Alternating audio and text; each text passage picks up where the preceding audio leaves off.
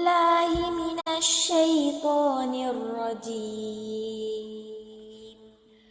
بسم الله الرحمن الرحيم. يا أيها الذين آمنوا كتب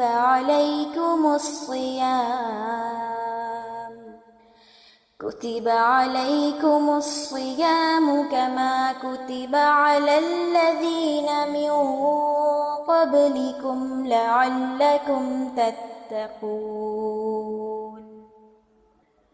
أياما معدودات، فمن كان منكم مريضا أو على سفر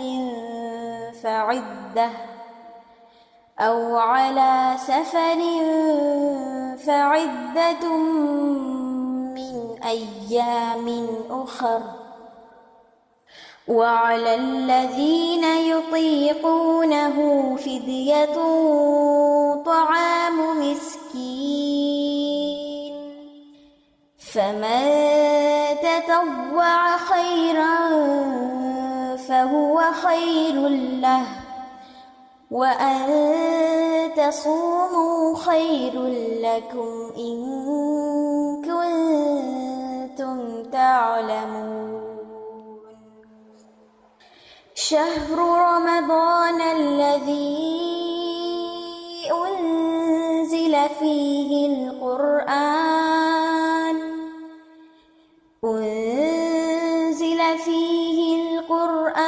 هدى للناس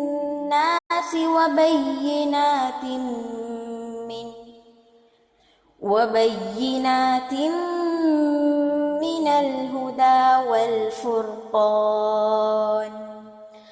فمن شهد منكم الشهر فليصم، ومن كان مريضا أو على سفر فعدة من أيام أخر.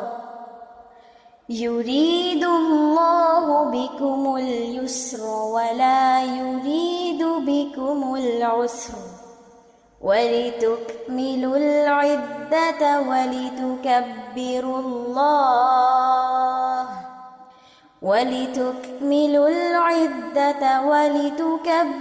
الله على ما هداكم ولعلكم تشكرون.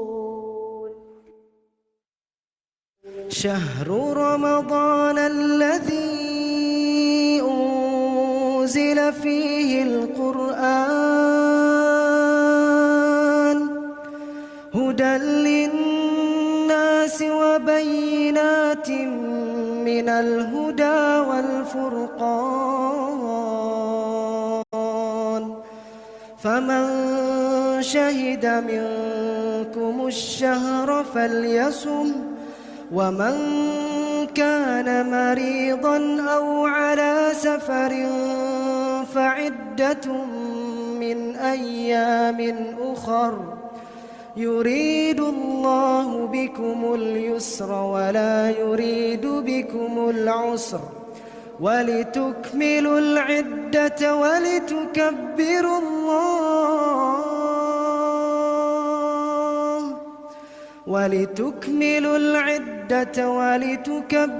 الله على ما هداكم ولعلكم تشكرون.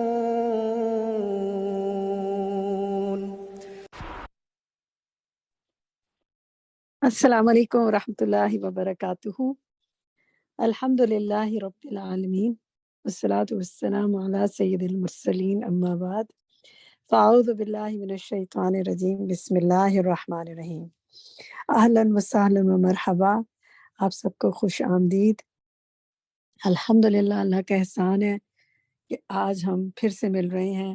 अल्लाह सुब्हानहू व तआला से इस दुआ के साथ अपने इस सेशन का आगाज़ करते हैं कि अल्लाहुम्मा इन्नी अऊज़ु बिका मिन इल्मिन ला यनफ़अु व मिन क़ल्बिन ला यख़शअ व मिन नफ़्सिन ला तशबअ व मिन दावतिन ला युस्तजाबु लहा।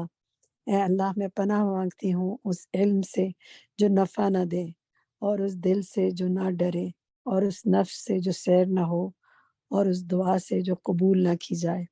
تو میری دعا ہے کہ اللہ سبحانہ وتعالیٰ آپ کی ساری دعائیں قبول فرمائے، اور رمضان میں آپ جو عبادات کر رہے ہیں ان کو بہترین طریقے سے، آپ کو بہترین اجر سے ان پر نوازیں۔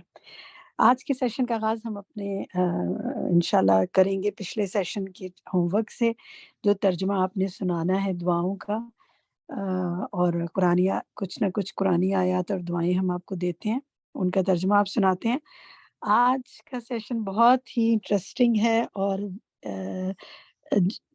معاملات میں آسانی کی دعائیں آج ہم سیکھیں گے۔ تو آپ نے اور لوگوں کو بھی اگر جوائن کروانا ہے تو آپ لنک بھیج سکتے ہیں سیشن کا، کیونکہ ہم سب کو مسئلے تو رہتے ہیں کہ معاملات کیسے ہینڈل کیے جائیں، چیزیں ہمارے ہاتھوں سے باہر نکل رہی ہوتی ہیں، تو کیا وجوہات ہوتی ہیں اور کیا کرنا ہے اس سلسلے میں انشاءاللہ اس پر بہت گائیڈنس آپ کو ملے گی قرآن اور سنت کی روشنی میں۔ لیکن اس سے پہلے ہم شروع کرتے ہیں اپنا پریویس کلاس کا ہوم ورک۔ تو جناب سب سے پہلے سورۃ القصص کی آیت 24 آپ کے سامنے ہے۔ ترجمہ سنانے کے لیے عظمیٰ تسکین آپ سنائیں گی ترجمہ؟ فرسٹ ہینڈ ریز ہے آپ کا۔ السلام علیکم۔ جی وعلیکم السلام۔ سلام میری ساتھی نے کر لیا، باقی سب ساتھیوں نے اب ڈائریکٹ ترجمے سے شروع کرنا ہے۔ جی عظمیٰ سنائیے۔ بسم اللہ الرحمن الرحیم۔ ربی انی لما انزلت، اے میرے رب، اے میرے رب،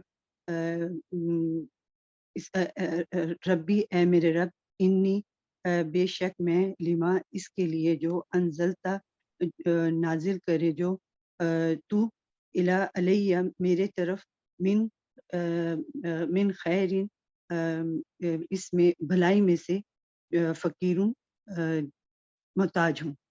شاباش۔ زبانی سنایا آپ نے بغیر دیکھے؟ جی جی جی جی ماشاء ساری سب یاد کی ہیں۔ ماشاء اللہ، بارک اللہ فیک میں بس عربک کے ایک لفظ کی تصحیح کر لیجئے، الیہ، ٹھیک ہے؟ علیہ نہیں الیہ، باقی ٹھیک ہے ماشاء اللہ۔ چلیں جی نیکسٹ سنتے ہیں آئمہ وسیم آپ سے، سورۃ البقرہ کی آیت، جی نیکسٹ سلائیڈ دکھائیے۔ سورۃ البقرہ کی آیت 216 ہے، آئمہ آپ سنائیں گی؟ جی میم۔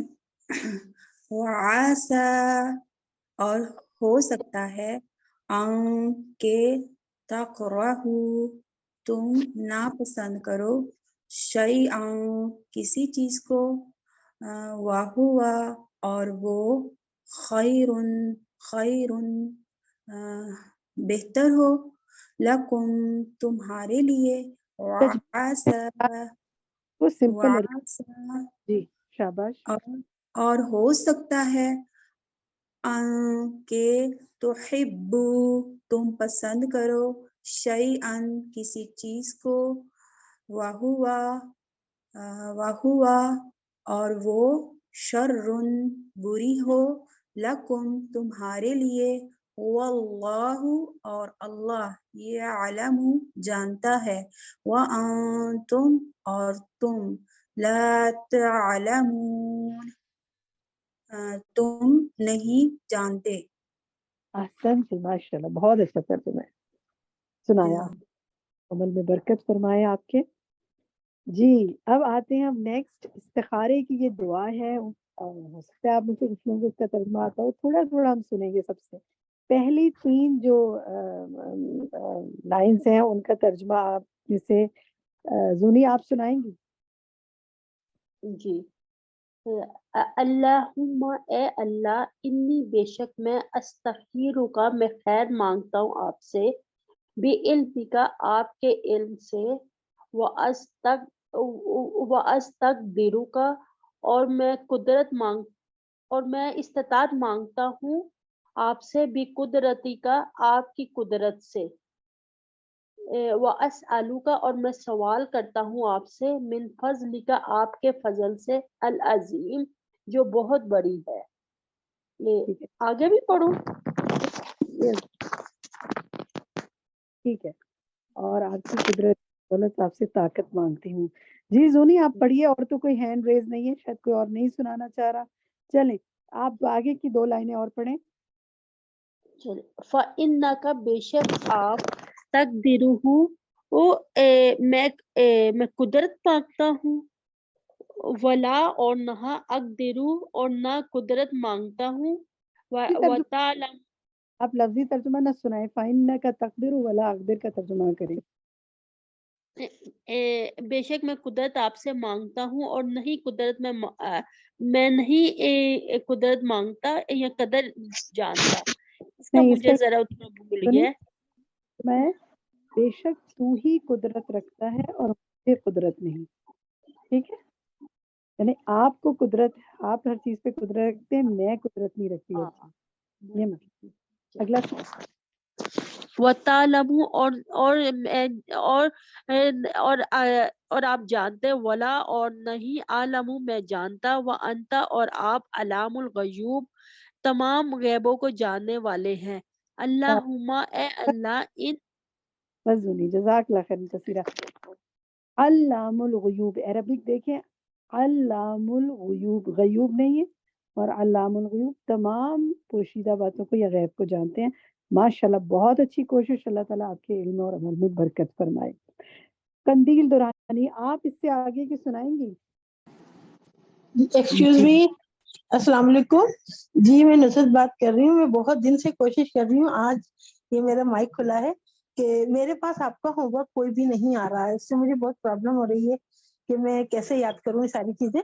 थोड़ी थोड़ी चीजें तो अल्हम्दुलिल्लाह, लेकिन इतना मायने मेरे लफ्जी नहीं होते जो नमाज में पढ़ते हैं, इस तरह से ज्यादा बेहतर होता है। तो प्लीज आप मुझे होमवर्क भेजिए, मेरा होमवर्क नहीं आ रहा है। ये थैंक यू। बात अस्सलाम वालेकुम। आप ये बताएं, आप ग्रुप में एडेड हैं? जी जी, मेरे पास ये प्रोग्राम रोज मैं सुन रही हूँ और नहीं, बस ये आप क्या ग्रुप, इसके ग्रुप में ऐड हैं? जी जी, मैं ऐड हूँ। मैं अलहुदा हमारा जो कुरान का चल रहा है उसमें ऐड थी, उससे फिर वहाँ मुझे मैसेज मिला था तो कम्युनिटी 2 में आप ऐड हो जाए। मेरी बात तो सुनिए, आपको सारे सारे इसका जो ग्रुप है ना करीबन मुजीब का, एडमिन आप नुजरत को इसका लिंक भेज दें, आप उस ग्रुप लिंक के थ्रू ग्रुप में ऐड हुई, नहीं तो शफक आप इनको नंबर भी अपना भेजें, आप डायरेक्ट एडमिन से बात करें, इंशाल्लाह आपका मसला हल हो जाएगा। ठीक है, चलें, क्योंकि होमवर्क टाइम है ना, तो पर्सनल मैटर को इंशाल्लाह आपको पर्सनल चैट पे वो बता देती हैं आपको। लेकिन आप ग्रुप में ऐड हो, वहीं पे सब तर्जुमे हम करते हैं, हम पर्सनल किसी को नहीं भेजते हैं। ठीक है, so you must be in the group. जज़ाकल्लाह खैर। चलें, कंदील आप सुनाइए। अल्लाहुम्मा इन कुंत तालमु अन्ना हाज़ल अम्र खैर, ए अल्लाह अगर तू जानता है, अन्ना हाजा के ये काम, अन्ना हाजा के बेशक ये अम्र काम बेहतर है, खैरन बेहतर है, ली फी दीनी मेरे दीन में, व माशी और माश में, और व आकिबाती और अंजाम के एतबार से, अमरी काम। ठीक है, यानी ये काम मेरे माश और बेहतर है अगर ये। नेक्स्ट दिखाइए, तो कंदील आगे सुनाएं जी। फकदुरली व यस्सिर हुली, तो तू इसे मेरे लिए मुकद्दर कर दे और इसको मेरे लिए आसान कर दे। ठीक है, एक और सुना दें आप इससे आगे। जी। व इन कुंता तालमु, तुम और बारिक, अगर जी, तुम बारिक ली फीही, सॉरी सुम्मा बारिक ली फीही, फिर इसमें मुझे बरकत अता फरमा। व इन कुंता, जज़ाकल्लाह खैरन कसीरा, माशाल्लाह बहुत अच्छा याद है, बारकल्लाह फीकी। नूर समा, इससे आगे का आप सुनाएं। जी बाजी, मैं सुना रही हूँ इसके आगे का। आगे का यहाँ से सुनाना है, वाइन कुंत, यहाँ से सुनाना है ना। वाइन कुंत तालमु अन्ना हाज़ल अमर शर्रुल ली फी दीनी व माशी व आकिबती अमरी, और अगर तू जानता है कि ये काम मेरे दीन, मुआश और आकिबत काम के अंजाम के एतबार से बुरा है, तो आगे है फिर फसरिफ हु अन्नी, तो तू इसे मुझसे दूर कर दे, वसरिफनी अनहु, और मुझे इससे हटा दे, वक़दुर लियल खैरा, फिर मेरे लिए मुकद्दर फरमा दे, हैसा कानू जहाँ भी हो, सुम्मा अर्दिनी बिही, और इस पर मेरे दिल को मुतमईन कर दे। शाबाश, बहुत अच्छा सुनाए। حیث کانا نہیں، بس حیث کانا، باقی ٹھیک ہے جی ماشاء جی اللہ. حیث کانا. ٹھیک ہے. اچھا جناب، چلیں نیکسٹ دعا دیکھتے ہیں. یہ جو نیکسٹ دعا ہے نا، ہر قسم کی خیر کا سوال کرنا، یہ دعا آپ نے جو ہے یہ اچھا آپ سب نے ایک کام کرنا ہے، اپنے ایک بڈی بنانا ہے، ایک ساتھی بنانا ہے، اور یہ آپس میں ایک دوسرے کو دعائیں بھی سنانی ہے. وہ آپ گھر میں بھی بنا سکتے ہیں، ہو سکتا ہے ان کو دعا یاد نہ ہو، آپ اپنے ہسبینڈ کو کہہ سکتے ہیں، اپنے پیرنٹس میں سے کہہ سکتے ہیں، کسی کو اپنے بہن بھائی کو کہہ سکتے ہیں، فرینڈس کو کہہ سکتے ہیں کہ یہ میری دعا سن لیں، ترجمہ یہ سامنے ہے آپ کے. ٹھیک ہے، اس طرح ان کے تک وہ بات بھی پہنچ جائے گی، ہو سکتا ہے وہ بھی آپ کو سنا دیں. تو یہ جو ہر قسم کی خیر کا سوال کرنا ہے نا، یہ دعا جو ہے نا یہ آپ نے خود سنی ہے. اب کھانا کھانے کے بعد خیر کی دعا جو ہے یہ اب آپ میں سے کون سنائے گا؟ سمینہ طارق آپ سنائیں گی؟ سمینہ طارق، سمینہ کا مائک نہیں کھل رہا. شہناز الہی آپ سنائیں گی؟ جی. اللہم بارک لنا فیہ، اے اللہ تو برکت عطا فرما اس بیچ اس کے، امنا اور خیرن من ہو، اور میرے کھانے میں بہتر اس سے زیادہ. اچھا دیکھیں اس کا ترجمہ، آپ دیکھیں، اے اللہ ہمارے لیے اس میں برکت عطا فرما.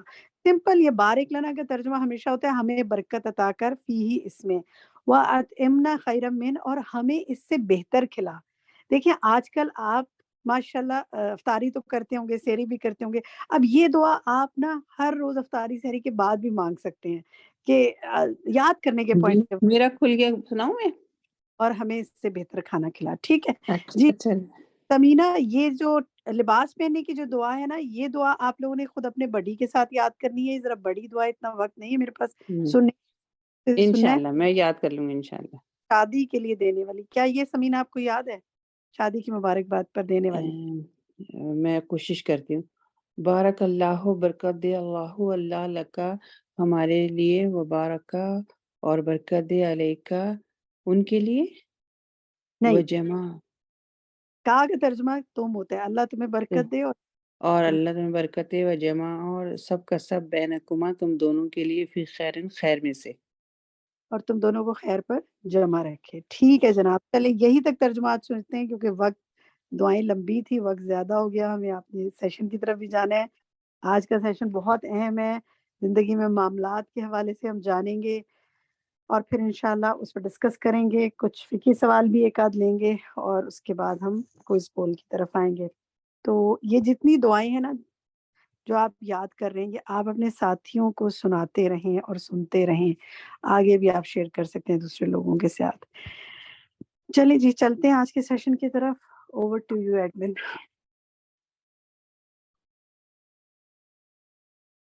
السلام علیکم ورحمۃ اللہ وبرکاتہ. نحمده ونصلي على رسوله الكريم، اما بعد، فاعوذ باللہ من الشیطان الرجیم، بسم اللہ الرحمن الرحیم. رب اشرح لي صدری ويسر لي امری واحلل عقدۃ من لسانی یفقهوا قولی. وَإِذَا سَأَلَكَ عِبَادِي عَنِّي فَإِنِّي قَرِيبٌ أُجِيبُ دَعْوَةَ الدَّاعِ إِذَا دَعَانِ فَلْيَسْتَجِيبُوا لِي وَلْيُؤْمِنُوا بِي لَعَلَّهُمْ يَرْشُدُونَ. اور جب میرے بندے آپ سے میرے بارے میں سوال کریں تو کہہ دیجئے، بے شک میں قریب ہوں، میں پکارنے والی کی پکار کا جواب دیتا ہوں جب وہ مجھے پکارے. تو ان کو چاہیے کہ وہ میرا حکم مانے اور مجھ پر ایمان رکھے تاکہ وہ ہدایت پائیں. فَاسْتَغْفِرُوهُ ثُمَّ تُوبُوا إِلَيْهِ إِنَّ رَبِّي قَرِيبٌ مُجِيبٌ. سو اس سے بخشش مانگو، پھر اس کی طرف پلٹ آؤ، یقیناً میرا رب قریب ہے، قبول کرنے والا ہے. اللہم فاطر السماوات والارض، عالم الغیب والشہادہ، انت رب کل شیء والہ کل شیء، اشہد ان لا الہ الا انت وحدک لا شریک لک وان محمدا عبدک ورسولک والملائکۃ یشہدون۔ اے اللہ، آسمان و زمین کو پیدا کرنے والے، پوشیدہ اور ظاہر سب کو جاننے والے، تو ہی ہر چیز کا رب ہے اور ہر چیز کا معبود ہے۔ میں گواہی دیتا ہوں کہ تیرے علاوہ کوئی معبود نہیں، تو اکیلا ہے، تیرا کوئی شریک نہیں، اور یہ کہ محمد صلی اللہ علیہ وسلم تیرے بندے اور رسول ہیں، اور فرشتے بھی اس بات کے گواہ ہیں۔ اللہم صلی علی محمد وعلی آل محمد کما صلیت علی ابراہیم وعلی آل ابراہیم انک حمید مجید۔ اللہم بارک علی محمد وعلی آل محمد کما بارکت علی ابراہیم وعلی آل ابراہیم انک حمید مجید۔ پروگرام قریب مجیب کے سلسلے میں آج ہم معاملات میں آسانی کی دعائیں پڑھیں گے۔ آسانی کا ملنا اور مشکل کا دور ہونا اللہ کی نعمتوں میں سے ہے۔ اللہ سبحانہ وتعالیٰ کی اپنے بندوں پر بے شمار نعمتیں ہیں جنہیں ہم گن نہیں سکتے، لیکن کسی اچھے کام کی توفیق مل جانا، اس کام کا آسان ہو جانا، کسی کام کے کرتے ہوئے مشکل کا نہ آنا، یہ اللہ سبحانہ وتعالیٰ کی بہت بڑی نعمت ہے۔ مثلاً آپ نے ارادہ کیا کہ آپ اس مجلس میں حاضر ہوں گے جہاں اللہ کا ذکر ہوتا ہے، اللہ کا دین سیکھا جاتا ہے، اور اللہ سبحانہ وتعالیٰ نے آپ کے لیے سارے وسائل آسان کر دیے، آپ کو یہاں آنے تک کی سواری بھی عطا کر دی، آپ کو صحت بھی عطا کی، آپ کے لیے یہاں بیٹھنا آسان کیا، آپ کے لیے سننا آسان کیا، آپ کے لیے سمجھنا آسان کیا۔ یہ سب کچھ اللہ تعالیٰ کی توفیق سے ہے، کیونکہ کتنے ہی لوگ ایسے ہیں جو اس وقت ایسے کتنے ہی نیکی کے کام رمضان میں چاہتے ہوں گے، لیکن وہ ہسپتالوں میں ہیں، وہ کسی ایسی مشکل کا شکار ہیں کہ وہ یہاں تک پہنچ ہی نہیں سکتے، یا یہ کہ ان کے دل میں خواہش بھی نہیں پیدا ہوتی، کسی نیکی کے کام میں شریک ہونے کی خواہش پیدا ہونا، یہ بھی اللہ تعالیٰ کی بہت بڑی رحمت اور بہت بڑی نعمت ہے۔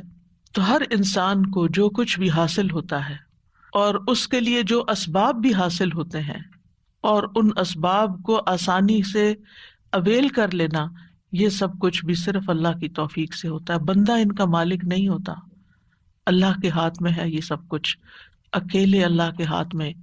اللہ تعالیٰ نے اپنے بندے شعیب علیہ السلام کے بارے میں فرمایا تھا کہ انہوں نے کہا وَمَا تَوْفِيقِي إِلَّا بِاللَّهِ عَلَيْهِ تَوَكَّلْتُ وَإِلَيْهِ أُنِيبُ، اور میری توفیق تو اللہ کی مدد کے ساتھ ہے، اسی پر میں نے توکل کیا اور میں اسی کی طرف رجوع کرتا ہوں۔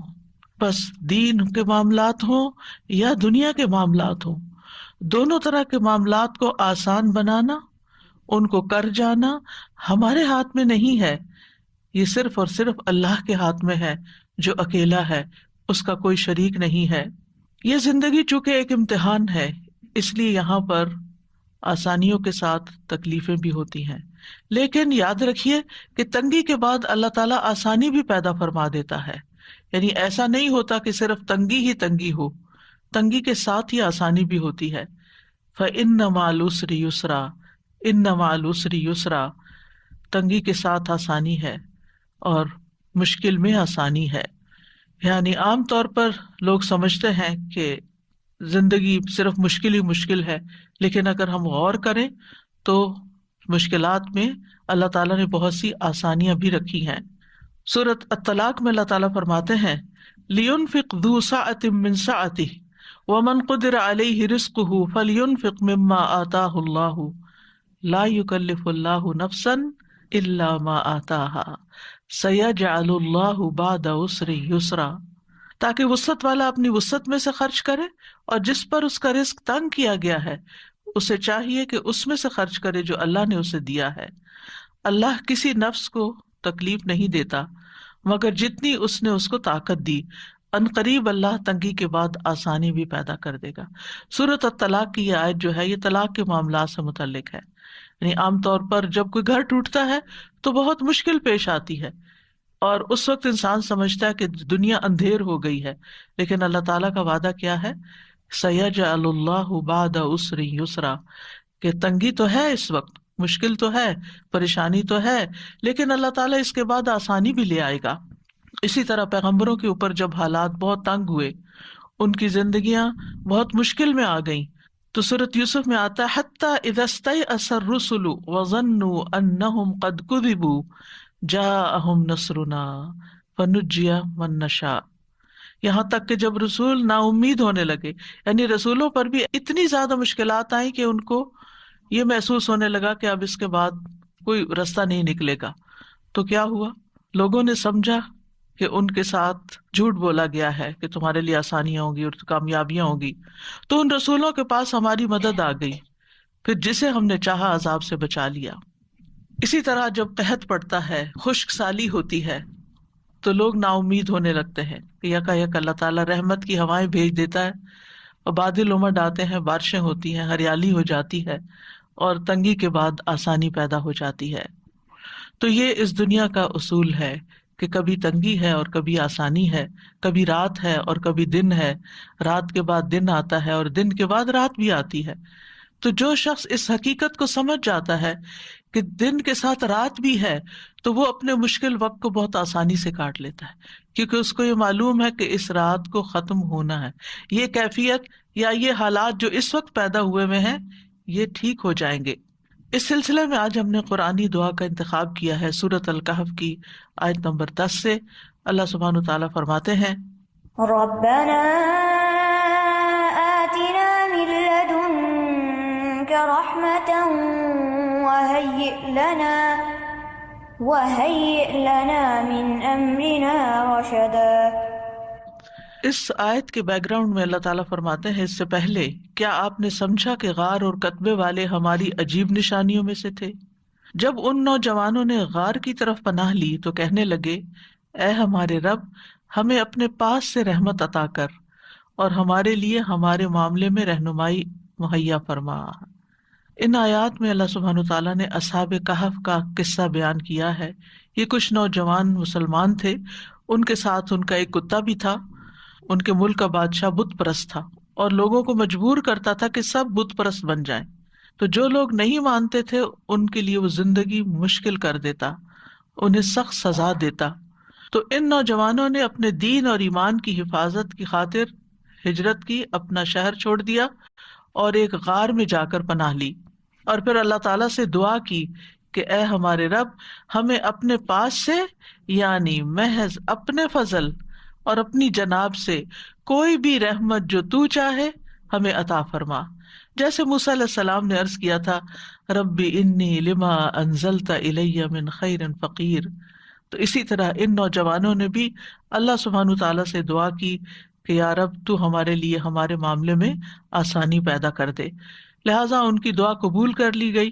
ان کے کانوں پہ ایک پردہ ڈال دیا گیا جس کی وجہ سے غار کے باہر کی آوازیں ان تک نہیں پہنچتی تھیں، اور انہیں اللہ تعالیٰ نے ایسا سکون عطا فرمایا کہ لمبی نیند سلا دیا، اور اس طرح انہیں ان کے دشمنوں سے نجات عطا کر کے اطمینان نصیب کیا۔ تو اس واقعے میں ہمارے لیے ایک بہت بڑا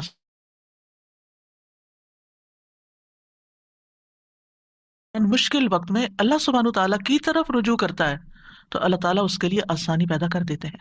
مشکل یہ ہے کہ جب ہمیں کوئی تکلیف ہوتی ہے تو ہم انسانوں کی طرف دیکھتے ہیں کہ شاید یہ ہمارا مسئلہ حل کر دیں، لیکن انسان تو خود ہماری طرح محتاج ہے۔ یا ایھا الناس انتم الفقراء الی اللہ واللہ هو الغنی الحمید، اللہ غنی اور حمید ہے، سارے وسائل اس کے پاس ہیں، وہ قابل تعریف ہے اور وہی مشکلات کو آسان کر سکتا ہے۔ لہٰذا اصحاب کہف نے مشکل سے بچنے کے لیے سب سے اہم سبب اور سب سے اہم وسیلے کو پکڑا، اور وہ کیا تھا کہ اللہ سبحانہ تعالیٰ کی بارگاہ میں عاجزی، اللہ تعالیٰ سے خوب خوب دعائیں کرنا اور دعاؤں کے ساتھ اللہ کی پناہ لینا۔ ربنا آتنا من لدنک رحمہ، اے ہمارے رب تو ہمیں اپنے پاس سے رحمت عطا فرما۔ اور جب انسان صرف اللہ سبحانہ تعالیٰ کی رحمت سے امید لگاتا ہے تو اللہ سبحانہ تعالیٰ اس کی مدد ضرور کرتا ہے، کیونکہ اللہ تعالیٰ دیکھتا ہے کہ میرا بندہ اس وقت اب کرتا کیا ہے۔ اصل میں کوئی بھی مشکل جو آتی ہے ہماری زندگی میں وہ ہمیں کچھ نہ کچھ سکھا جاتی ہے اور ہمیں اس امتحان سے گزار کر ہمارے درجات کو بلند کرنے کا ذریعہ بنتی ہے۔ انسان اس کے ذریعے میچورٹی کے لیول پہ پہنچتا ہے، آگے بڑھتا ہے۔ انسان اپنی عبادت کے ذریعے بھی آگے بڑھتا ہے. لیکن مشکلات پر صبر کر کے، مشکلات کو برداشت کر کے، اس کی حکمت اور اس کے اندر کے جوہر جو ہوتے ہیں وہ باہر نکل آتے ہیں. اور جن چیزوں کی طرف اور جن عبادات کی طرف وہ توجہ نہیں کر رہا ہوتا، اور اللہ تعالیٰ چاہتا ہے کہ بندہ ان عبادات کی طرف توجہ کرے، تو مشکل وقت میں انسان پھر جب اللہ کی طرف رجوع کرتا ہے تو اللہ تعالیٰ اس کے لیے رہنمائی میسر کر دیتا ہے. اور پھر خاص طور پر آپ دیکھیں کہ ان نوجوانوں کا جو قصہ ہے یہ ہمیں بتاتا ہے کہ ان نوجوانوں کو اللہ تعالیٰ نے ایسی سمجھ دی تھی کہ عین جوانی کے عالم میں انہوں نے اتنی پیاری دعا مانگی کہ ربنا آتنا من لدنک رحمہ. اور کہا جاتا ہے کہ وہاں کے اشرافیہ تھے، ایلیٹ گھرانوں کے بچے تھے، انہوں نے کوئی دنیاوی وسائل اختیار نہیں کیے کہ بادشاہ تک اپروچ کریں اور پھر اپنے آپ کو بچائیں. انہوں نے بادشاہوں کے بادشاہ کو اپروچ کیا، یعنی اللہ رب العزت سے دعا کی. اور پھر جب رحمت آ جاتی ہے نا اللہ تعالیٰ کی، ہر چیز مل جاتی. لہذا اس رحمت کے ذریعے ان کا کھانا پینا، امن و اطمینان، دشمنوں کے خوف سے دوری، سبھی کچھ ان کو میسر آ گیا.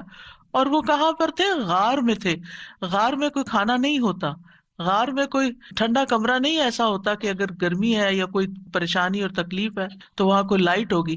آپ دن میں تو غار میں جا کے پھر بھی بیٹھ سکتے ہیں، لیکن آپ کو یہ پتا ابھی رات آنی ہے اور کوئی کیڑا مکوڑا اور کوئی سانپ بچھو بھی آ سکتا ہے. جیسے نبی صلی اللہ علیہ وسلم جب غار ثور میں پناہ لیے ہوئے تھے تو حضرت ابو بکر نے جس سوراخ میں پاؤں رکھا وہاں سے ایک سانپ نے ان کو یا بچھو نے کاٹ لیا تھا. تو اس وقت ان کے آنسو نکلنے لگے تھے، حالانکہ وہ اللہ کے راستے میں تھے. لیکن یہ جو مخلوقات ہیں ان کا شر تو اپنی جگہ موجود ہے. تو اس وقت بھی انہوں نے اف تک نہیں کی اور کوئی شکوہ شکایت نہیں کی. تو یہاں پر آپ دیکھیں کہ ان بچوں نے بھی غار کی طرف پناہ لی اور دعائیں اللہ تعالیٰ سے کی، جس کے نتیجے میں اللہ تعالیٰ نے ان کی دین و دنیا دونوں کی اصلاح کر دی. یعنی شرک میں پڑنے سے بھی بچ گئے اور اس کے ساتھ ساتھ اللہ تعالیٰ نے ان کو ایک نمونہ بنا دیا. اور رشد کہتے ہیں سیدھے راستے کی طرف ہدایت حاصل کرنا اور اس پہ قائم رہنا، یعنی ہدایت مل بھی جانا اور پھر ہدایت پہ قائم رہنا، اور یہ الغی کی اپوزٹ ہوتا ہے. تو بہرحال انہوں نے ایسے اسباب اختیار کیے جو ان کی دعا کی قبولیت کا سبب بنے، اور وہ یہ کہ انہوں نے کسی انسان پہ بھروسہ نہیں کیا، نہ اپنی ذات پہ بھروسہ کیا، نہ کسی اور مخلوق پہ بھروسہ کیا، بلکہ عاجزی اور انکساری کے ساتھ اللہ تعالیٰ سے اپنے معاملات کی آسانی کا سوال کرتے رہے. اور کوشش کے بعد اللہ پہ جب بھروسہ کیا اور دعا مانگی تو اللہ تعالیٰ نے دعا قبول کر لی. 3 چیزیں نظر آتی ہیں: کوشش، اعتماد، بھروسہ، یقین اور دعا. اور اللہ تعالیٰ نے مشکل آسان کر دی. مشکلات کیوں آتی ہیں؟ اگر دیکھا جائے تو یہ دنیا کی زندگی اٹ سیلف ایک آزمائش ہے. اللہ تعالیٰ فرماتے ہیں ام حسبتم ان تدخلوا الجنۃ ولما یعلم اللہ الذین جاہدوا منکم ویعلم الصابرین. کیا تم سمجھتے ہو کہ تم یوں ہی جنت میں داخل ہو جاؤ گے، یعنی بغیر کسی مشکل سے گزرے ایسے ہی جنت میں چلے جاؤ گے، حالانکہ ابھی تو اللہ نے تم میں سے ان لوگوں کو جانا ہی نہیں جنہوں نے جہاد کیا، اور نہ ان کو جو صبر کرنے والے ہیں. یعنی اللہ کی راہ میں جد و جہد کرنے والے اور صبر کرنے والے ابھی اللہ نے ان کو جانچا پرکھا نہیں، یعنی ان کی آزمائش ہونی ہے، ابھی ان کی پرکھ ہونی ہے کہ کون مشکل آنے پر اللہ کے راستے میں جد و جہد کو جاری رکھتا ہے اور کون اس مشکل پر صبر کرتا ہے. یعنی مشکل ہماری سچائی کو پرکھنے کے لیے آتی ہے کہ ہم کسی کاز میں کتنے سچے ہیں. اور ویسے بھی اس زندگی میں امتحانوں کا آنا لازمی ہے. اللہ تعالیٰ نے پہلے سے ہی بتا دیا وَلَنَبْلُوَنَّكُمْ بِشَيْءٍ مِّنَ الْخَوْفِ وَالْجُوعِ وَنَقْصٍ مِّنَ الْأَمْوَالِ وَالْأَنفُسِ وَالثَّمَرَاتِ وَبَشِّرِ الصَّابِرِينَ الَّذِينَ إِذَا أَصَابَتْهُمْ مُصِيبَةٌ قَالُوا إِنَّا لِلَّهِ وَإِنَّا إِلَيْهِ راجعون أُولَئِكَ عَلَيْهِمْ صَلَوَاتٌ مِّن رَّبِّهِمْ وَرَحْمَةٌ وَأُولَئِكَ هُمُ الْمُهْتَدُونَ. اور ہم یقیناً تمہیں خوف اور بھوک اور مالوں اور جانوں اور پھلوں کی کمی میں سے کسی نہ کسی چیز کے ساتھ ضرور آزمائیں گے. یعنی اس دنیا پر پائے جانے والے ہر انسان کی آزمائش ضرور ہوگی، یعنی اس امتحان کے لیے وہ تیار رہے، ان میں سے کسی نہ کسی چیز سے، چاہے ایک ہو یا ایک سے زیادہ. پھر فرمایا ہم نے ان لوگوں کی آزمائش کی جو ان سے پہلے تھے، سو اللہ ہر صورت میں ان لوگوں کو جان لے گا جنہوں نے سچ کہا، اور ان کو بھی جو جھوٹے ہیں، یعنی کون سچے ہیں اللہ کے وعدوں پہ یقین رکھتے ہیں اور کون صرف زبانی کلامی یہ بات کرتے ہیں اور ایمان ان کے دلوں میں نہیں اترا۔ یعنی اللہ سبحانہ تعالیٰ آزمائیں گے، اور صبر کرنے والوں کو خوشخبری دے دیجیے۔ وہ لوگ جب انہیں کوئی مصیبت آتی ہے تو وہ کہتے ہیں بے شک ہم اللہ کے لیے اور بے شک ہم اسی کی طرف لوٹ کے جانے والے ہیں۔ یہ وہ لوگ ہیں جن پر ان کے رب کی طرف سے کئی مہربانیاں ہیں اور بڑی رحمت ہے، اور یہی لوگ ہدایت پانے والے۔ تو اس سے پتہ یہ چلتا ہے کہ انسان کو جب کوئی مصیبت آتی ہے تو پھر انسان کے دو رویے ہوتے ہیں۔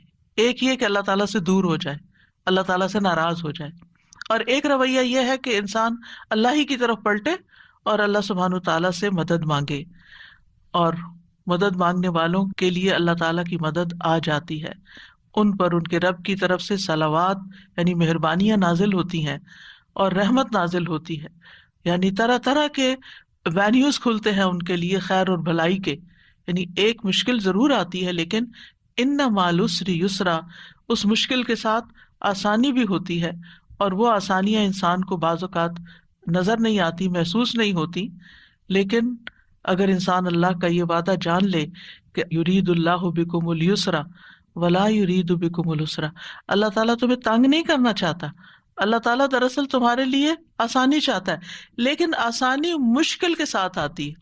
مثال کے طور پر آپ دیکھیں، آج کل آپ نے روزے رکھے ہوئے، آپ کو مشکل تو ہے، یعنی ایسے وقت میں کھانا پڑتا ہے جب آپ کھاتے نہیں ہیں، وہ کھانا مشکل ہوتا ہے۔ ایسے وقت میں جاگنا پڑتا ہے جب آپ جاگتے نہیں، آپ کو سونا ہوتا ہے اور آپ کو جاگنا پڑتا ہے۔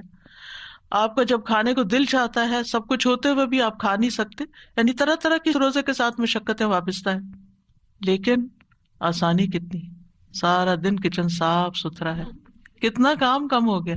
حیران ہوتی ہوں کہ کتنا ٹائم بچ گیا، کتنی ایفرٹ بچ گئی، اور اس کے ساتھ انسان کا اپنا وجود جو ہلکا پھلکا ہے، جب اس کو فکر ہی نہیں، نہ کھانے کی فکر ہے نہ پینے کی فکر ہے، جب دھیان ہی ہٹا ہوا ہے اس طرف سے، تو پھر اس کی توجہ، اس کا فوکس کسی اور چیز کی طرف۔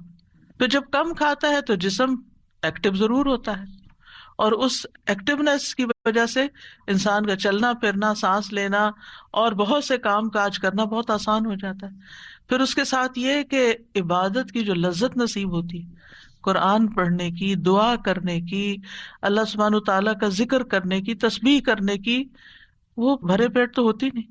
پھر اسی طرح انسان اگر کچھ سیکھتا یا سکھاتا ہے تو وہ بھی اس کے لیے آسان ہو جاتا ہے، اور دل میں ایک سکون کی اور راحت کی جو کیفیت ہوتی ہے وہ بھی ناقابل بیان ہے۔ تو ایک آپ نے منہ ہی بند کیا نا، کھانا بھی نہیں چھوڑا ہے یا تھوڑی سی نیند قربان کی ہے، لیکن کتنی آسانیاں ہیں ساتھ اگر انسان ان کے اوپر غور کرے، ان کی طرف توجہ کرے۔ رسول اللہ صلی اللہ علیہ وسلم نے فرمایا تھا ان ھذا الدین یسر، یہ دین آسان ہے۔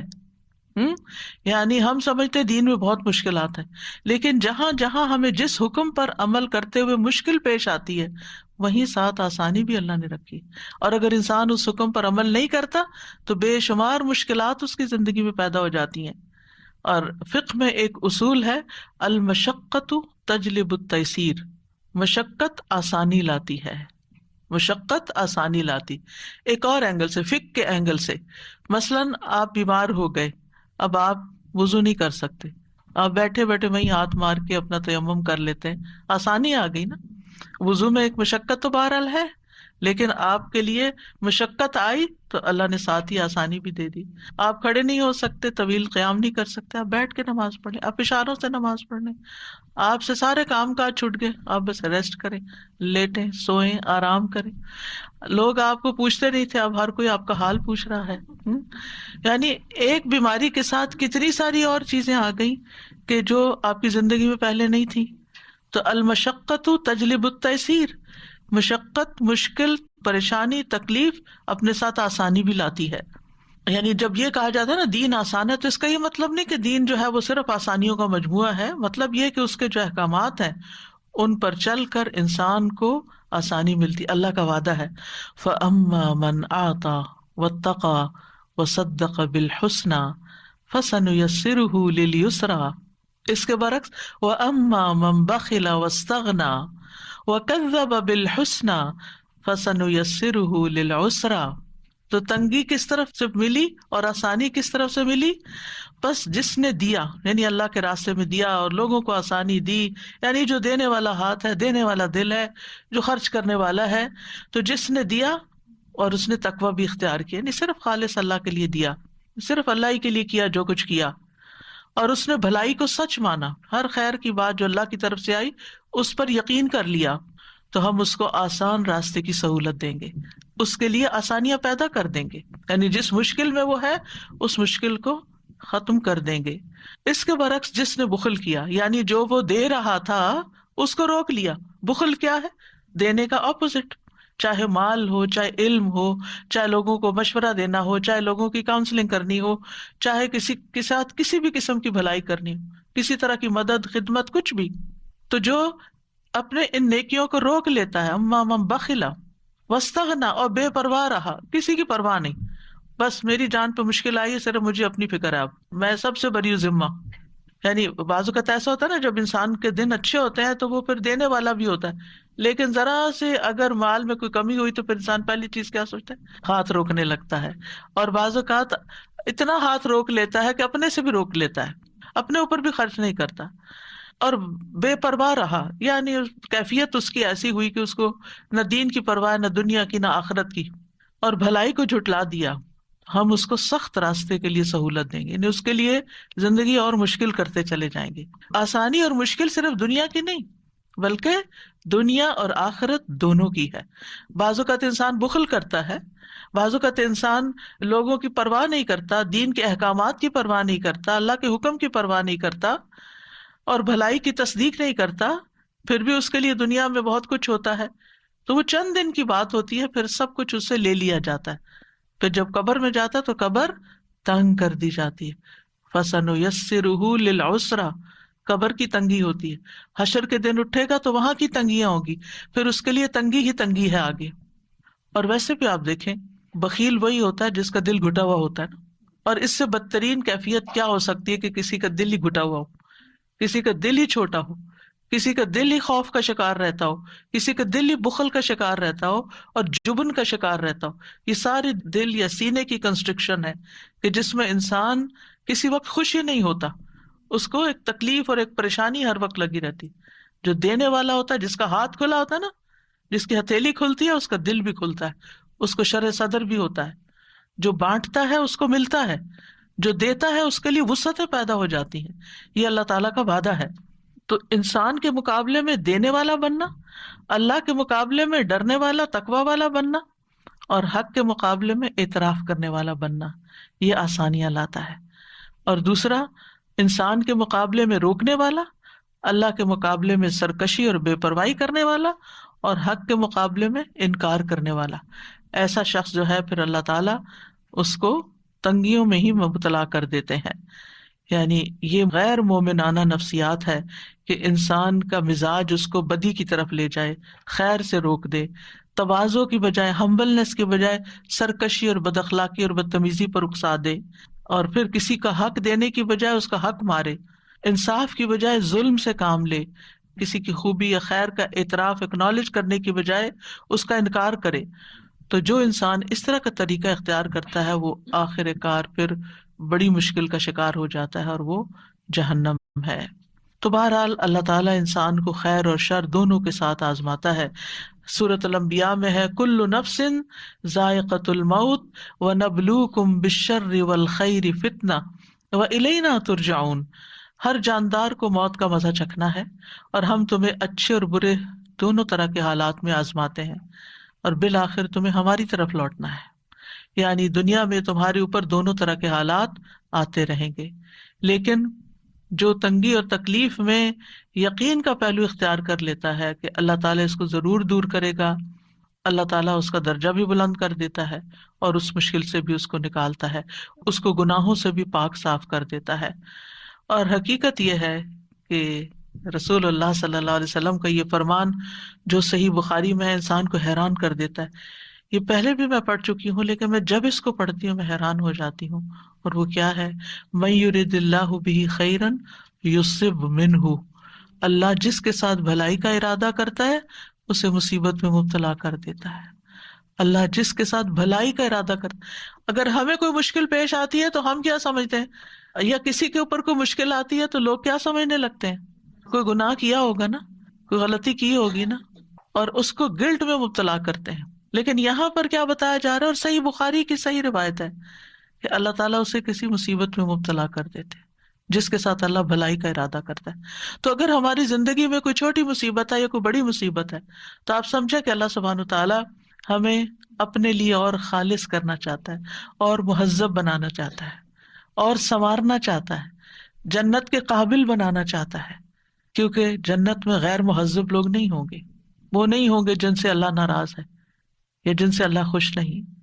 تو یہ اللہ کی بندے سے محبت کی نشانی ہوتی ہے. یعنی جب آپ کو کوئی تکلیف ہو تو اس وقت پریشان ہونے کے بجائے مسکرانا شروع کر دیں اور سوچیں اچھا اللہ تعالیٰ یہ آپ کی محبت ہے، میں اس پہ راضی ہوں. رضیت باللہ ربا وبالاسلام دینا وبمحمد النبی. لیکن ہمیں ہمارے دین کے معاملے میں کسی آزمائش میں نہ ڈالنا. حضرت انس کہتے ہیں نبی صلی اللہ علیہ وسلم نے فرمایا زیادہ ثواب بڑی آزمائش کے ساتھ ہوتا ہے، زیادہ ثواب بڑی آزمائش کے ساتھ. جب اللہ کسی قوم سے محبت کرتا ہے تو انہیں آزمائش میں مبتلا کرتا ہے. پس جو راضی ہو جائے اس کے لیے رضا ہے، اور جو ناراض ہو اس کے لیے ناراضگی مقدر ہو جاتی ہے. انبیاء تمام مخلوق سے زیادہ اللہ کے قریب ہوتے ہیں، اللہ کے پیارے ہوتے ہیں. وہ اللہ کے دین کی خاطر مشکلات اٹھاتے ہیں، جانی، مالی، اولاد کی طرف سے، قوم کی طرف سے، اپنے پیاروں کی ہر طرف سے. لیکن ان کی زندگی میں جو تکلیف اور آزمائش آتی ہے وہ اللہ کی ناراضگی کی وجہ سے نہیں ہوتی، ان کے درجات کی بلندی کی وجہ سے ہوتی ہے. تمام انبیاء اذیت اور تکلیف سے گزرے، تمام کے تمام. نوح علیہ السلام کی مثال آپ کے سامنے، 950 سال قوم کو تبلیغ کی لیکن قوم نہیں مانی، بلکہ برا بھلا کہا، مارا پیٹا، خون ان کا نکالا، بے ہوش کر دیا، ہر طرح کی اذیت دی. ان کے بیٹے کی طرف سے آزمائش آئی، بیوی کی طرف سے آزمائش آئی. یعنی گھر میں بھی آزمائش اور باہر بھی آزمائش، باہر بھی کوئی بات سننے والا نہیں اور گھر میں بھی مشکل ہے. موسیٰ علیہ السلام کے لیے فرعون کی طرف سے آزمائش آئی، اور پھر کس طرح وہ ان کے ہاتھوں قتل ہو گیا اور ان کو اپنا ملک چھوڑنا پڑا اور ہجرت کرنی پڑی، اور پھر جو راستے میں تکلیفیں انہوں نے دیکھی. یعقوب علیہ السلام کی آزمائش یوسف علیہ السلام کی طرف سے آئی، بیٹے کی طرف سے آئی. یوسف علیہ السلام کی زندگی میں ایک نہیں کئی آزمائشیں آئیں، آپ سب جانتے ہیں. بالآخر جیل میں جا پہنچے. یعنی وہ تمام چیزیں جن سے انسان بچنا چاہتا ہے وہ سب ان کی زندگی میں ہوتی گئیں، لیکن اللہ سبحانہ تعالیٰ نے پھر انجام کیسا کیا. ایوب علیہ السلام کی آزمائش بیماری کی صورت میں آئی. لوط علیہ السلام کی مشکل جس قوم کی طرف بھیجے گئے ان کی طرف سے آئی، پھر بیوی کی طرف سے بھی آئی، گھر والوں کی طرف سے آئی کہ وہ نہیں ایمان لائیں یا اس طرح ساتھ نہیں دیا اپنے شوہر کا جیسے دینا چاہیے تھا. اور نبی صلی اللہ علیہ وسلم کے لیے سب سے مشکل ترین دن کون سا تھا؟ طائف والا دن، پھر احد والا دن، پھر حنین والا دن. خندق میں آپ دیکھیے کتنی مشکل ہے، یعنی ساری جنگیں ہی مشکل تھی، کوئی بھی آسان نہیں تھی. پھر گھر میں بھی آپ دیکھیں ساری اولاد سوائے حضرت فاطمہ کے فوت ہو گئی. اور پھر آپ پہ تو بچپن سے ہی مشکلات تھی، یتیم پیدا ہوئے، باپ کی شکل نہیں دیکھی، چھوٹی سی عمر معصوم بچے تھے کہ والدہ بھی فوت ہو گئی. یعنی کوئی آزمائش کی قسم آپ دیکھیں کہ جسے آپ آزمائش کیں اور وہ آپ پر نہ آئی ہو. آپ جس سے محبت کرتے تھے اپنے چچا جنہوں نے ہر معاملے میں ساتھ دیا، وہ ایمان نہیں لائے، کتنی تکلیف ہوئی ہوگی ان کو، کس دکھ اور کس کرب سے گزرے ہوں گے کہ وہ چچا جو ہر جگہ سپورٹ کر رہے ہیں وہ بات نہیں مان رہے، ایمان نہیں لا رہے. یعنی کون سا دکھ ہے، کون سا درد ہے، کون سی تکلیف. اور اس عام الحزن میں حضرت خدیجہ کی وفات ہو جاتی ہے جب آپ کو سب سے زیادہ سپورٹ کی ضرورت ہے. طائف کی طرف جاتے ہیں تو وہاں آپ دیکھیں کیسا سلوک کیا جاتا ہے. یعنی کوئی ایک تکلیف ہے لیکن آپ اس کے ساتھ ساتھ اللہ تعالیٰ کے محبوب ترین مقرب ترین بندے ہیں. پھر آپ کی ازواج پر بھی مشکلات آئیں. حضرت عائشہ پر جو مشکل آئی، جس طرح ان پر الزام لگایا گیا اور کس طرح انہوں نے صبر کیا، اور پھر کس طرح بالکل جب حالات تنگ ہو گئے آخری وقت میں نہ والدہ کوئی حمایت کر رہی تھی اور نہ ہی والد کی طرف سے کوئی پیار کے کلمات ملے اور نہ ہی نبی صلی اللہ علیہ وسلم کی طرف سے کوئی بہت حوصلہ افزائی ملی. یوں لگتا تھا جیسے تکلیف کی شدت میں حواس کھو بیٹھی ہیں. اور وہ کہنے لگی میں اپنی اور آپ لوگوں کی مثال یوسف کے والد کے سوا نہیں پاتی. ان کو نام بھی بھول گیا حضرت یعقوب کا اس وقت، یعنی سخت پریشانی کے عالم میں، جب انہوں نے کہا تھا فصبر جمیل واللہ المستعان علی ما تصفون، صبر بہتر ہے اور اللہ ہی میرا مددگار ہے ان سب باتوں میں جو تم بیان کر رہے ہو. پھر کیا ہوا؟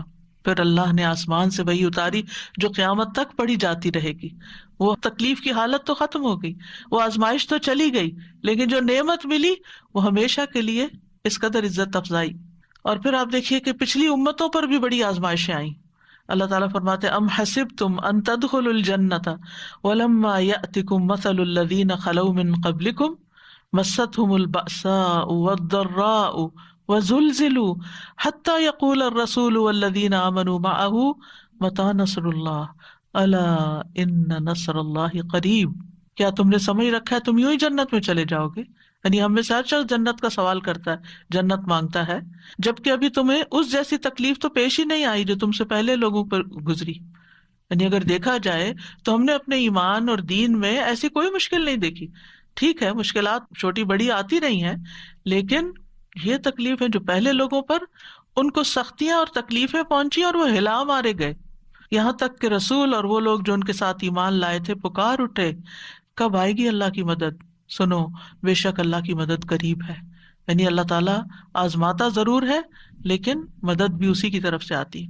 تو اگر ہم چاہتے ہیں کہ زندگی میں آسانیاں پیدا ہوں تو پھر سب سے پہلے تو اپنی مشکل کو، اپنی آزمائش کو کسی ایسے شخص کی آزمائش کے ساتھ کمپیئر کرنا چاہیے جو ہم سے زیادہ تکلیف میں گزرا ہو. ہمیں اپنی مشکل آسان نظر آئے گی. یعنی اگر ہمیں اپنی زندگی میں کوئی تکلیف نظر آتی ہے نا تو نبی صلی اللہ علیہ وسلم کی تکلیفوں کو یاد کر لیں، آپ کو لگے گا آپ جنت میں ہیں، آپ کو اپنی مشکل ہی نظر نہیں آئے گی. دوسری بات یہ کہ ایمان اور عمل صالح، اللہ تعالیٰ کا وعدہ ہے وَأَمَّا مَنْ آمَنَ وَعَمِلَ صَالِحًا فَلَهُ جَزَاءً الْحُسْنَى وَسَنَقُولُ لَهُ مِنْ أَمْرِنَا يُسْرًا. اور رہا وہ جو ایمان لایا اور اس نے نیک عمل کیا تو اس کے لیے بدلے میں بھلائی ہے، اور ان قریب ہم اسے اپنے کام میں سے سراسر آسانی کا حکم دیں گے، یعنی اس کے لیے آسانی پیدا کر دیں گے.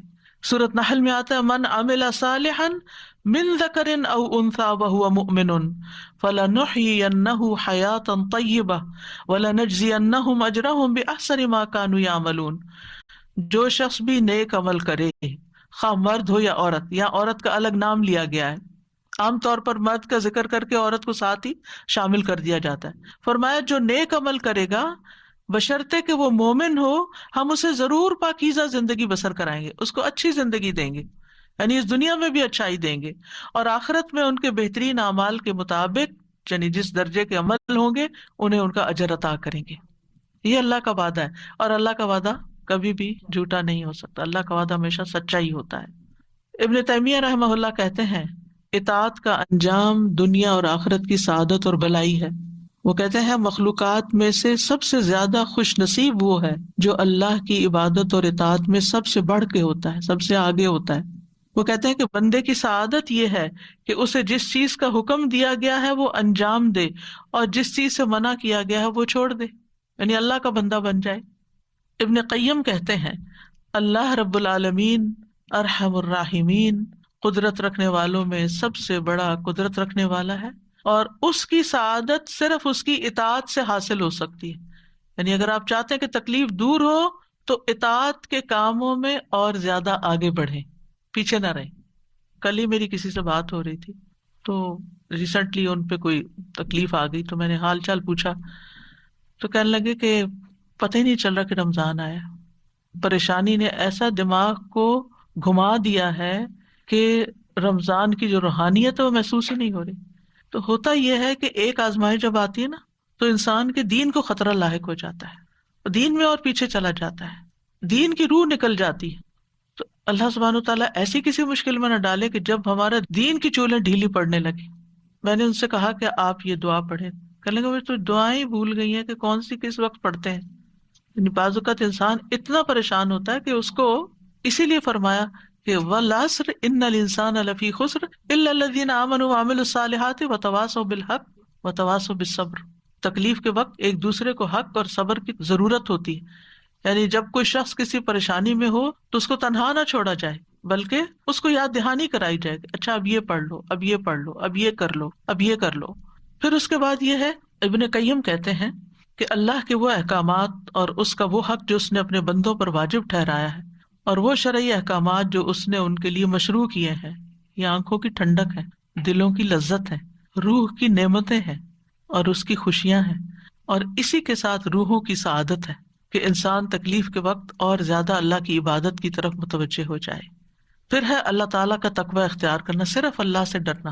وَمَن يَتَّقِ اللَّهَ يَجْعَل لَّهُ مِنْ أَمْرِهِ يُسْرًا، جو اللہ سے ڈرے گا اللہ اس کے لیے اس کے کام میں آسانی پیدا کر دے گا، اللہ تعالیٰ اس کا کام آسان کر دیں گے۔ اس کا مطلب کیا ہے؟ اس کا مطلب یہ ہے کہ جب اللہ کا تقوی آئے گا نا، تو عموماً آپ دیکھیں کہ جو ہمیں تکلیف اور پریشانیاں ہوتی ہیں نا، یا مال کی طرف سے آتی ہیں، یا اولاد کی طرف سے آتی ہیں، یا باقی انسانوں کی طرف سے، چاہے کوئی بھی انسان ہو، اسپاؤز ہو یا کوئی فرینڈز ہو یا کوئی کلیگز ہو یا پارٹنرز ہو، یعنی کسی کی طرف سے بھی آ جاتی ہے۔ پھر جب تکلیف آتی ہے نا، سب سے پہلے تو اللہ تعالیٰ سے رابطہ کمزور، اس سے بدگمانی ہونے لگتی ہے، میرے اوپر یہ کیوں مسئلہ آ گیا، باقی تو سب لوگ خوش ہیں۔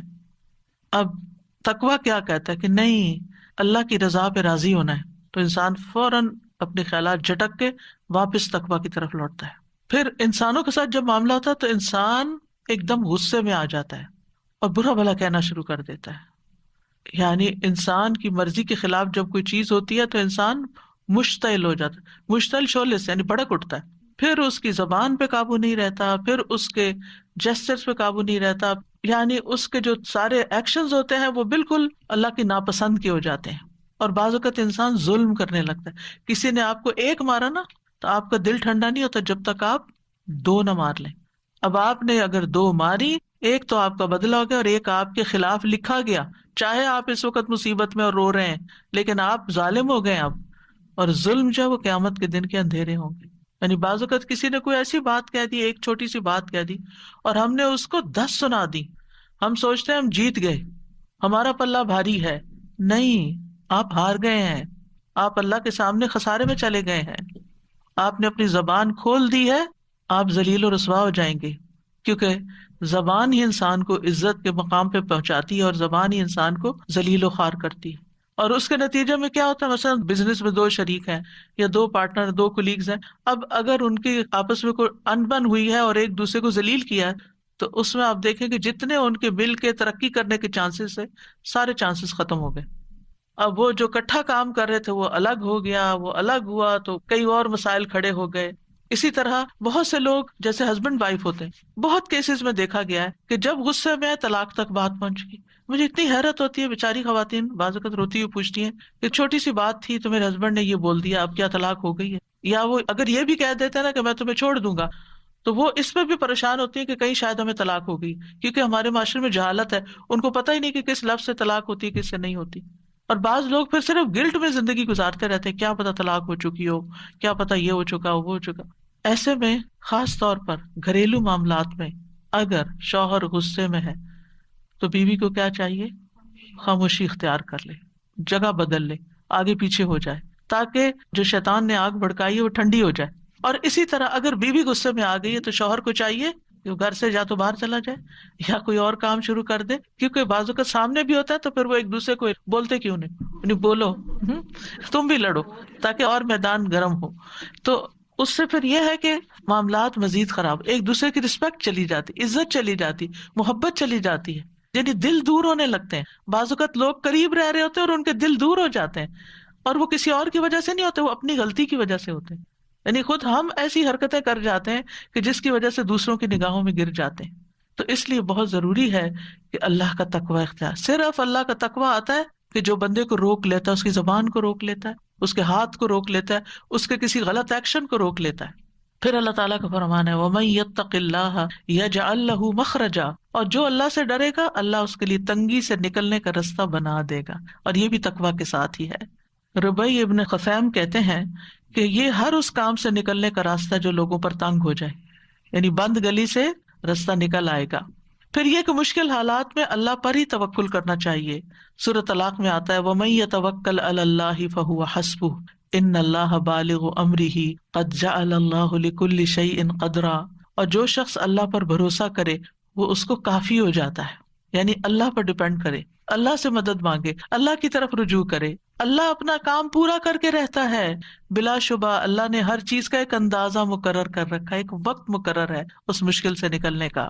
ابن رجب کہتے ہیں مصیبت کے ساتھ راحت اور تنگی کے ساتھ آسانی کے باریک رازوں میں سے ایک راز یہ ہے کہ جب مصیبت شدید اور بڑی ہو جائے تو بندہ مخلوق کی طرف مائل ہونے سے مایوس ہو جاتا ہے، بندوں سے مایوس ہو جاتا ہے، اس کا دل اللہ وحدہ کی طرف متوجہ ہو جاتا ہے، اور یہ اللہ پر بھروسے کی اصل حقیقت ہے، اور یہ ان سب چیزوں سے بڑی چیز ہے جو حاجات سے مطلوب ہے، کیونکہ جو اللہ پر توکل کرتا ہے اللہ اسے کافی ہو جاتا ہے۔ یعنی پہلے ہمیں لوگوں پہ بڑا مان ہوتا ہے، یہ کام کرے گا، یہ فلاں میرا ساتھ دے گا، فلاں بھی ہے، فلاں بھی، لیکن جب کوئی ساتھ نہیں دیتا تو پھر انسان بندوں سے مایوس ہو کے صرف اللہ کی طرف رجوع کرتا ہے، اللہ کا بن جاتا ہے۔ اور اللہ تعالیٰ ہم سے چاہتا بھی یہی ہے کہ ہم اس کے بندے بن جائیں، اسی پر بھروسہ کریں، اس کی طرف رجوع کریں، اس کے لیے خالص ہو جائیں، اپنی دعاؤں میں اور زیادہ اخلاص پیدا کر لیں۔ اور پھر آپ دیکھیں کہ جو اللہ سے حسن ظن رکھتا ہے اللہ سبحانہ وتعالیٰ اس کو مشکل سے نکال دیتا ہے۔ غار ثور میں جب حضرت ابوبکر پریشان ہو گئے تھے کہ دشمن تو سر پہ آ گئے ہیں، تو نبی صلی اللہ علیہ وسلم نے کیا فرمایا؟ لا تحزن ان اللہ معنا، غم نہ کرو اللہ ہمارے ساتھ ہے۔ اور یہ کہنے کی دیر تھی فانزل اللہ سکینتہ علیہ، اللہ نے اس پر اپنی سکینت نازل کر دی، وأیدہ بجنود لم تروہا، ایسے لشکروں سے مدد کی جو تم نہیں دیکھ رہے تھے، اور کفار نامراد پلٹ گئے۔ پھر یہ ہے کہ مشکل میں اپنی تمام حاجات صرف اللہ کے سامنے رکھنی چاہیے۔ رسول اللہ صلی اللہ علیہ وسلم نے فرمایا جسے انتہائی شدید حاجت آ پڑے اور اس نے اسے لوگوں پر پیش کر دیا تو اس کی حاجت دور نہ ہوگی، اور جس نے اللہ پہ پیش کیا عنقریب اللہ اسے بے پرواہ کر دے گا، یا تو جلد ہی موت آ جائے گی یا جلد غنی ہو جائے گا۔ پھر یہ کہ اس بات پر پورا یقین رکھنا چاہیے کہ مشکل دور ہوگی انشاءاللہ۔ حسن ظن، خوش گمانی، سیجعل اللہ بعد عسر یسرا، یہ اللہ ہی کا وعدہ ہے، یعنی سختی کے بعد آسانی، تنگی کے بعد وسعت، اور فقر کے بعد مالداری اللہ تعالیٰ ضرور عطا کرے گا۔ پھر آپ دیکھیے کہ یہ یقین کہ ہر تنگی کے ساتھ دو آسانی ہے، فَإِنَّ مَعَ الْعُسْرِ يُسْرًا، إِنَّ مَعَ الْعُسْرِ يُسْرًا، یعنی ہر مشکل کے ساتھ آسانی ہے، بے شک اسی مشکل کے ساتھ ایک اور آسانی ہے، یعنی مشکل بیچ میں اور آسانیاں دونوں طرف ہیں۔ نبی صلی اللہ علیہ وسلم نے فرمایا مدد صبر کے ساتھ ہے، کشادگی تنگی کے ساتھ ہے، بے شک ہر مشکل کے ساتھ ایک آسانی ہے، بے شک اسی مشکل کے ساتھ ایک اور آسانی ہے۔ ابن مسعود کہتے ہیں مشکل اگر کسی بل میں داخل ہو جائے سوراخ میں تو آسانی بھی آتی ہے، یہاں تک کہ وہ بھی اس کے ساتھ داخل ہو جاتی، یعنی اگر مشکل کہیں گھسی ہے آسانی بھی ساتھ گھس جائے گی۔ پھر یہ کہ کشادگی آنے تک جتنی دیر یا جتنے دن تنگی ہے انسان زیادہ سے زیادہ اللہ تعالیٰ کی طرف رجوع کرے، اور اگر معاملات آسان نہیں ہو رہے تو اللہ تعالیٰ کو بلیم کرنے کی بجائے کہ اللہ تعالیٰ دعا نہیں سنتا، یا لوگوں کو بلیم کرنے کی بجائے کہ یہ میری مشکل کا سبب ہے، کیا کرے؟ خود کو ملامت کرے، میری عبادت میں کمی ہے، میری کوئی غلطی ہے، میری نافرمانی ہے، میری دعاؤں میں کمی ہے، میری دعائیں کمزور ہیں۔ انسان اپنے اندر کی غلطی کو تلاش کرے۔ ابن رجب کہتے ہیں جب مومن پر مشکلات کے دور ہونے میں دیر ہو جائے اور وہ بہت زیادہ دعائیں مانگ مانگ کر اور عاجزی کر کے مایوس ہو جائے اور دعا کی قبولیت کے آثار ظاہر ہی نہ ہوں تو وہ اپنی ذات کی طرف رجوع کرے اور خود کو ملامت کرے، اپنے نفس کو کہے اے نفس یہ ساری مصیبت تیرے اپنی وجہ سے آئی ہے، اگر تیرے اندر کوئی خیر ہوتی تو تیری دعا قبول ہو جاتی۔ اور انسان کا اپنے نفس کو ملامت کرنا، یہ کہنا I was wrong, I am wrong، اللہ کو بہت سے نیک اعمال سے زیادہ محبوب ہے، کیونکہ لا الہ الا انت سبحانک انی کنت من الظالمین، اللہ تعالیٰ میری غلطی ہے، آپ کا کوئی قصور نہیں، ساری بھلائی تیرے ہاتھ میں ہے، سبحانک تو پاک ہے ہر نقص اور عیب سے، غلطی میرے اپنے اندر ہے، مجھے میری غلطیاں دکھا دے، مجھے ان پر توبہ کی توفیق دے دے، مجھے اصلاح کی توفیق دے دے۔ آدم علیہ السلام کی توبہ کیسے قبول ہوئی تھی؟ آسانی کیسے ہوئی تھی؟ ربنا ظلمنا انفسنا وان لم تغفر لنا وترحمنا لنکونن من الخاسرین، اللہ ہم نے اپنی جان پر ظلم کیا، اگر تو ہمیں بخشے گا نہیں اور تو ہم پہ رحم نہیں کرے گا تو ہم ضرور خسارہ اٹھائیں گے۔ تو ہوتا بھی یہی ہے، ما اصابک من مصیبت فبما کسبت ایدی، یعنی تمہارے اپنے ہاتھوں کی کمائی سے تم پر مشکل آئی ہے۔ یعنی اگر انسان دعا کی قبولیت کا اہل نہیں یعنی ایک انسان ہے مستجاب الدعوات ہے، ادھر دعا کرتا ہے ادھر دعا قبول ہوتی ہے، ادھر مشکل آسان ہو جاتی۔ ایک انسان ہے وہ ایسا نہیں ہوتا، دعا کرتا ہے مشکل آسان نہیں ہوتی۔ پھر کیا ہے؟ مطلب یہ ہے کہ ابھی وہ اس کا اہل نہیں کہ اس کی دعا قبول ہو، لہذا وہ جب اپنی غلطی کا اعتراف، اپنے گناہوں کا اعتراف اور استغفار کی کثرت کرتا ہے تو گناہ مٹ جاتے ہیں، رستے آسان ہو جاتے ہیں۔ تو استغفار بہت فائدہ مند چیز ہے ہر تنگی اور رکاوٹ دور کرنے کے لیے، جیسے مال میں تنگی آئی ہے یا اولاد میں ہے یا کاروبار میں ہے یا کسی بھی طرح کی دل میں تنگی ہے، رزق میں تنگی ہے، استغفار کی کثرت ان ساری رکاوٹوں کو استغفار دور کرتا ہے۔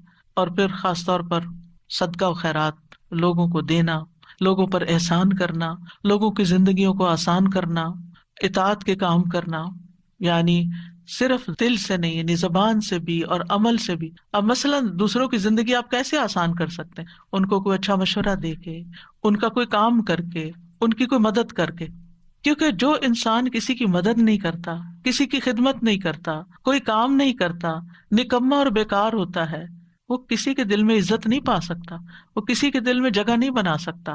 اور جب آپ کسی کی مدد نہیں کرتے تو کوئی آپ کی مدد کب کرے گا؟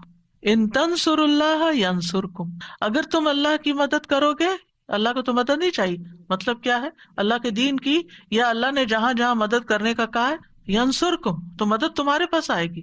حدیث میں آتا ہے کہ جو بندہ بندوں کی ضروریات پوری کر رہا ہوتا ہے اللہ تعالیٰ اس کی حاجتیں پوری کر دیتا ہے۔ لیکن اگر ہم سستی کا شکار ہوں اور اگر ہم صرف اپنی ہی دنیا میں کھوئے رہیں اور بندوں کے لیے خیر اور بھلائی کا باعث نہ بنے تو زندگی تنگ ہونے لگتی ہے۔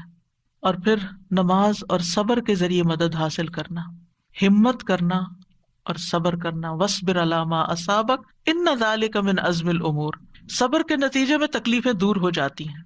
ابن قیم کہتے ہیں 3 چیزیں انسان کو آزمائش پر صبر کرنے پر آمادہ کرتی ہیں۔ نمبر 1 یہ کہ انسان اچھے بدلے کو ذہن میں رکھے، یعنی تکلیف کیسے آسان ہوگی کہ انسان سوچو میرے لیے اجر ہی اجر ہے، جتنی دیر یہ تکلیف ہے دل خوش ہو جائے گا اس کا۔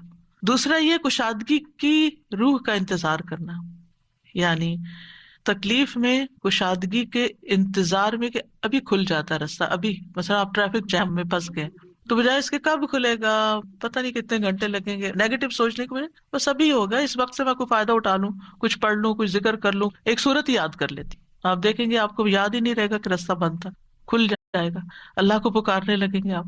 اور تیسرا یہ کہ مصیبت کو 2 چیزوں سے دور کرنا، یعنی بندہ اپنے اوپر اللہ کی نعمتوں کو شمار کرے، اور اگر وہ انہیں گننے اور شمار کرنے سے عاجز آ جائے گا تو وہ مصیبت اس پہ آسان ہو جائے گی جس میں وہ مبتلا ہے، کیونکہ وہ اتنی ہی نعمتیں یاد کر لے گا کہ وہ کہے گا یہ کیا مشکل ہے۔ پھر قرآن سے تعلق جوڑنا۔ ابن قیم کہتے ہیں کسی نیک آدمی سے کہا گیا ہم روزانہ کتنا قرآن پڑھیں؟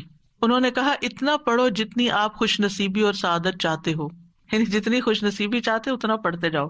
بعض مفسرین کہا کرتے تھے جنہوں نے قرآن کی تفسیریں لکھی ہیں، ہم قرآن پڑھنے میں مشغول ہوئے تو ہمیں دنیا میں برکات اور خیرات نے ڈھانپ لیا، کیونکہ قرآن جو ہے وہ ہیلنگ بھی کرتا ہے، قرآن شفا ہے۔ پھر مشکل حالات میں جزا فضا نہیں کرنی، رونا دھونا نہیں، فضول باتیں نہیں کرنی، چڑچڑا پن نہیں ظاہر کرنا۔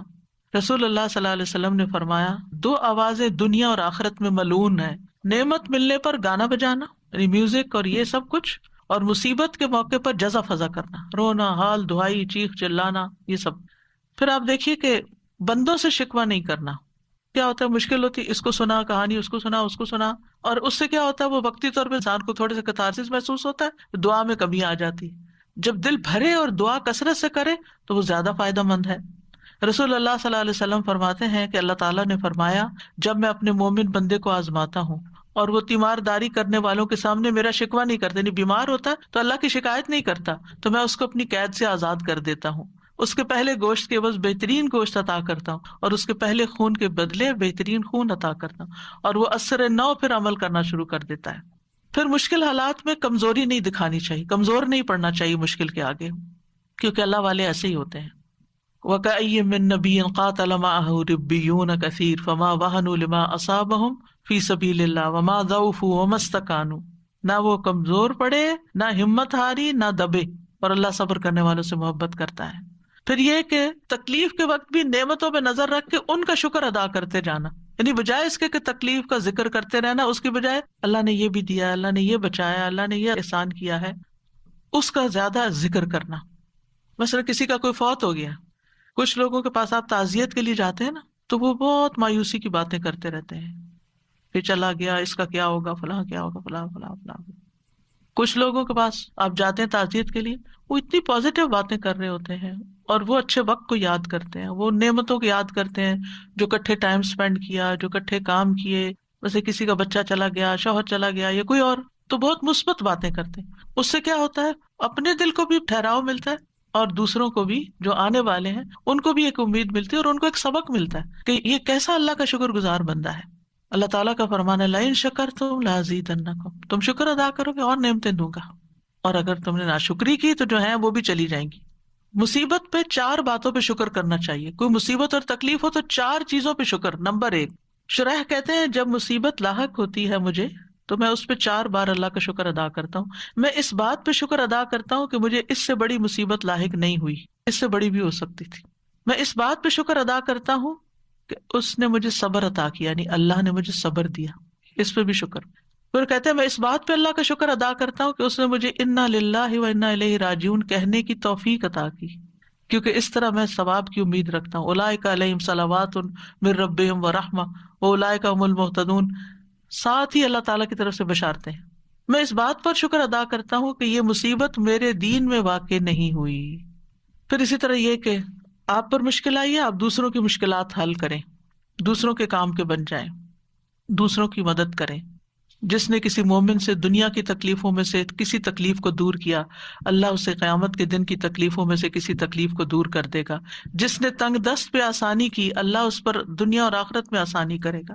جو کسی مسلمان کی پردہ پوشی کرے گا، اللہ اس کی دنیا اور آخرت میں پردہ پوشی کرے گا۔ اللہ اس وقت تک بندے کی مدد میں ہوتے ہیں جب تک وہ بندہ اپنے بھائی کی مدد میں لگا رہتا ہے۔ پھر دعاؤں کی کثرت، فرمایا لوگوں میں سب سے عاجز وہ ہے جو دعا میں عاجز ہے، دعا نہیں کرتا۔ اور خوشحالی اور آسودگی میں زیادہ دعائیں کرنی چاہیے، ذکر کی کثرت کر دینی چاہیے، کیونکہ ذکر کی وجہ سے اللہ تعالیٰ مشکل کو آسان کر دیتا ہے، تنگی کو آسانی میں بدل دیتا ہے، مشقتیں کم ہو جاتی ہیں۔ جب کسی مشکل کام پر اللہ کا نام لیا جاتا ہے تو وہ مشکل آسان ہو جاتی ہے، کسی مشقت پر اللہ کا ذکر کیا جاتا ہے تو مشقت آسان ہو جاتی ہے، کسی سختی پر اللہ کا ذکر کیا جاتا ہے تو وہ زائل ہو جاتی ہے، کسی تکلیف پہ اللہ کا ذکر کیا جاتا ہے تو وہ ختم ہو جاتی ہے۔ اللہ کا ذکر کرنا غم اور پریشانی دور کرنے کا ذریعہ ہے، ذکر کی کثرت کریں۔ اللہ تعالیٰ فرماتے ہیں لولا تستغفرون اللہ لعلکم ترحمون، کتنی چھوٹی سی کتنی پیاری آیت ہے۔ لولا تستغفرون اللہ، تم اللہ سے استغفار کیوں نہیں کرتے، لعلکم ترحمون، تاکہ تم پہ رحم کیا جائے، یعنی تم استغفار کرو گے تو تمہاری طرف اللہ کی رحمت آ جائے گی۔ اور تنگی کیسے پیدا ہوتی ہے؟ انسان کے گناہوں کی وجہ سے، اپنے ہی اعمال کی وجہ سے، یا پھر اللہ کے ذکر سے روگردانی کی وجہ سے۔ وَمَنْ أَعْرَضَ عَنْ ذِكْرِي فَإِنَّ لَهُ مَعِيشَةً ضَنْكًا، پھر یہ کہ عبادت کے لیے وقت نہ نکالنے کی وجہ سے، بس دنیا دنیا دنیا۔ اللہ تعالیٰ فرماتے ہیں اے ابن آدم، تم اپنے آپ کو میری عبادت کے لیے فارغ کر لو، میں تمہارے دل کو بے نیازی سے بھر دوں گا، میں تمہارا فقر دور کر دوں گا۔ لیکن اگر تم ایسا نہیں کرو گے تو میں تمہارے دونوں ہاتھوں کو کام میں مشغول کر دوں گا، اس کے باوجود تمہارا فقر دور نہیں کروں گا۔ جو شخص صرف دنیا کی فکر کرتا ہے اس کے معاملات سلجھنے کی بجائے بگڑنا شروع ہو جاتے ہیں۔ یعنی اگر آپ سب کچھ چھوڑ کر صرف دنیا سنوارنے کے پیچھے لگ جائیں تو وہ نہیں سنورے گی۔ جب دل میں ایک فقر اور ایک پریشانی لگ جائے گی تو ڈھیروں چیزیں بھی آپ کے دائیں بائیں ہوں تو آپ کو نظر نہیں آئیں گی۔ رسول اللہ صلی اللہ علیہ وسلم نے فرمایا جس شخص کا مقصد اور پریشانی غم دنیا ہو اور وہ دنیا کا ہی ہو کر رہ جائے اور وہ اسی کی نیت کرتا ہو تو اللہ اس کی آنکھوں کے سامنے اس کا فقر کر دیتے ہیں اور اس کے معاملات اس پر بکھیر دیتے ہیں اور اس کو اتنا ہی ملتا ہے جو اس کے لیے لکھ دیا گیا ہے۔ اور جس شخص کا مقصد آخرت ہو اور حرص آخرت ہو، وہی اس کا ہدف ہو جائے، وہ اسی کی نیت کرتا ہو تو اللہ تعالیٰ اس کے دل میں غنا ڈال دیتے ہیں اور اس کے معاملات کو یکجا کر دیتے ہیں، اس کو اپنی حاجتوں کے لیے بھاگنا نہیں پڑتا، دنیا اس کے پاس ذلیل ہو کر آتی ہے۔ اور جو شخص دنیا کی فکر کرتا رہتا ہے بس اللہ تعالیٰ اس سے بے نیاز ہو جاتا ہے۔ رسول اللہ صلی اللہ علیہ وسلم نے فرمایا جو اپنے غموں کو ایک ہی غم بنا لے، سارے غم جمع کر کے ان کو ایک غم میں ڈال لے اور وہ آخرت کا غم، تو اللہ اس کے دنیا کے غموں سے اسے کفایت کرے گا۔ جب آخرت کا غم لگتا ہے تو پھر انسان آخرت کی تیاری میں لگ جاتا ہے نا، اچھے اچھے کاموں میں لگ جاتا ہے۔ اور جس کو پریشانیاں ادھر ادھر بھٹکا کر لے جائیں، اللہ اس کی پرواہ نہیں کرے گا کہ وہ دنیا کی کس وادی میں ہلاک ہوتا ہے، اللہ کو اس کی کوئی پرواہ نہیں۔ یعنی آپ پریشان ہوئے، آپ نے نماز بھی ٹھیک سے نہیں پڑھی، آپ جو نیکی کے کام کرتے تھے وہ بھی چھوڑ دیے، بندوں کی خدمت مدد وہ بھی چھوڑ دی۔ پنجابی میں ایک لفظ ہوتا ہے ویر کے بیٹھنا، کبھی سنا یہ لفظ ویرنا؟ ایک دو لوگوں کو سمجھ آ گئی میں نے کیا کہا۔ جیسے بچے ہوتے ہیں نا، تو اگر ماں ان کو ڈانٹ دیتی ہے تو وہ ویر کے بیٹھ جاتے ہیں، ان کو پھر وہ کہ کھا لو تو وہ کھاتے نہیں، کہتے سو جاؤ تو وہ سوتے نہیں، ان کو جو کچھ کہے وہ ایک بات نہیں ماننے کو تیار ہوتے۔ اس کیفیت کو کہتے ہیں ویرنا۔ ناراض ہونا ہلکا ہے، روٹ کے اکڑ کے بیزار ہو کے اڑ کے بیٹھ جانا، کوئی بات نہ سننا نہ کچھ کرنا، ضدی ڈھیٹ، یہ سارے لفظ کٹے ہیں اس میں۔ ہمارے گھر میں یہ لفظ استعمال ہوتا تھا جب کوئی بچہ اس طرح کی کیفیت میں نہیں، کسی کو کہا نا جلدی کرو یہ کام، نہیں کرتا، بس پھر بیٹھ کے روٹ کے اٹھے، موڈ آف، بھئی کس بات سے، کوئی پتہ نہیں، کھا لو نہیں کھانا، اسکول جاؤ نہیں جانا، یعنی کوئی بات نہ ماننا۔ تو جب کوئی بندہ یہ رویہ اختیار کر لیتا ہے تو پھر اللہ تعالیٰ اس کی پرواہ چھوڑ دیتا ہے کہ وہ کہاں ہلاک ہوتا ہے، وہ ہو جائے جہاں ہوتا ہے، کیونکہ وہ نہ اللہ کی سنتا نہ بندوں کی سنتا ہے، ایگوئسٹک ہے نا، کہ بس جو میرے دل میں آ گیا میں نے تو وہ کرنا ہے، نہ ماں باپ کی پرواہ، نہ کسی اور کی پرواہ، نہ کسی کی شرم و حیا، نہ کچھ۔ تو پھر ایسی صورت میں اگر کوئی بندہ اللہ سے ناراض ہو کے بیٹھا ہوا ہے یا ایون بندوں سے بھی ناراض ہو کے بیٹھا ہوا ہے، یعنی ناراضگی میں ہمیں کمیونیکیشن بڑھانی چاہیے۔ عام طور پر دیکھا گیا لوگوں کی عادت کیا ہوتی ہے، ناراض ہوئے تو بات ہی نہیں کرنی، سب سے پہلے تو بولنا چھوڑتے ہیں۔ بھائی سمجھ کیسے آئے کہ آپ کو کیا مشکل ہے؟ وہ کہتے ہیں خود ہی بوجھو۔ بھائی کیسے بوجھے؟ ہمیں کوئی غیب کا علم ہے؟ ہمیں نہیں معلوم کہ مزاج شریف پہ کیا چیز ناگوار گزر گئی۔ تو یہ چیزیں کسی اور کو نقصان نہیں دیتی، یقین کریں یہ جو کرتا ہے اسی کو نقصان دیتی۔ اللہ تعالیٰ بھی اس کی پرواہ چھوڑ دیتا ہے، اور بندے بھی ایک دو دن ناز نخرے اٹھاتے ہیں پھر اس کے بعد چھوڑ دیتے ہیں کہ یہ تو اپنی ہی ماننے والا ہے، جب اس کا اپنا موڈ ٹھیک ہوگا تو وہ ٹھیک ہو جائے گا خود ہی، چھوڑو اس کو۔ تو اپنے اس خول سے باہر نکلنا ہے، انا سے باہر نکلنا ہے، اپنی غلطی ڈھونڈنی ہے۔ اس طرح کی جو کیفیات میں اصل میں شیطان کی طرف سے آتی ہیں، اور شیطان انسان کا سب سے بڑا دشمن ہے۔ وَأَمَّا مَن بَخِلَ وَاسْتَغْنَى، یہ اس کی ایک تفسیر ہے۔ وَكَذَّبَ بِالْحُسْنَى، نیکی کی بات، کوئی مشورہ، کوئی نصیحت سب جھٹلا دی۔ فَسَنُيَسِّرُهُ لِلْعُسْرَى، ہم اس کے لیے اور مشکل پیدا کریں گے۔ تو ہمیں آخر میں دعائیں بھی مانگنی چاہیے۔ کون سی دعائیں فائدہ دیتی ہیں؟ ایک تو یہ ہے سورۃ کہف والی جو میں نے سب سے پہلے بتائی، ربنا آتنا من لدنک رحمتا وہیئ لنا من امرنا رشدا۔ پھر اس کے بعد رب اشرح لی صدری ویسر لی امری۔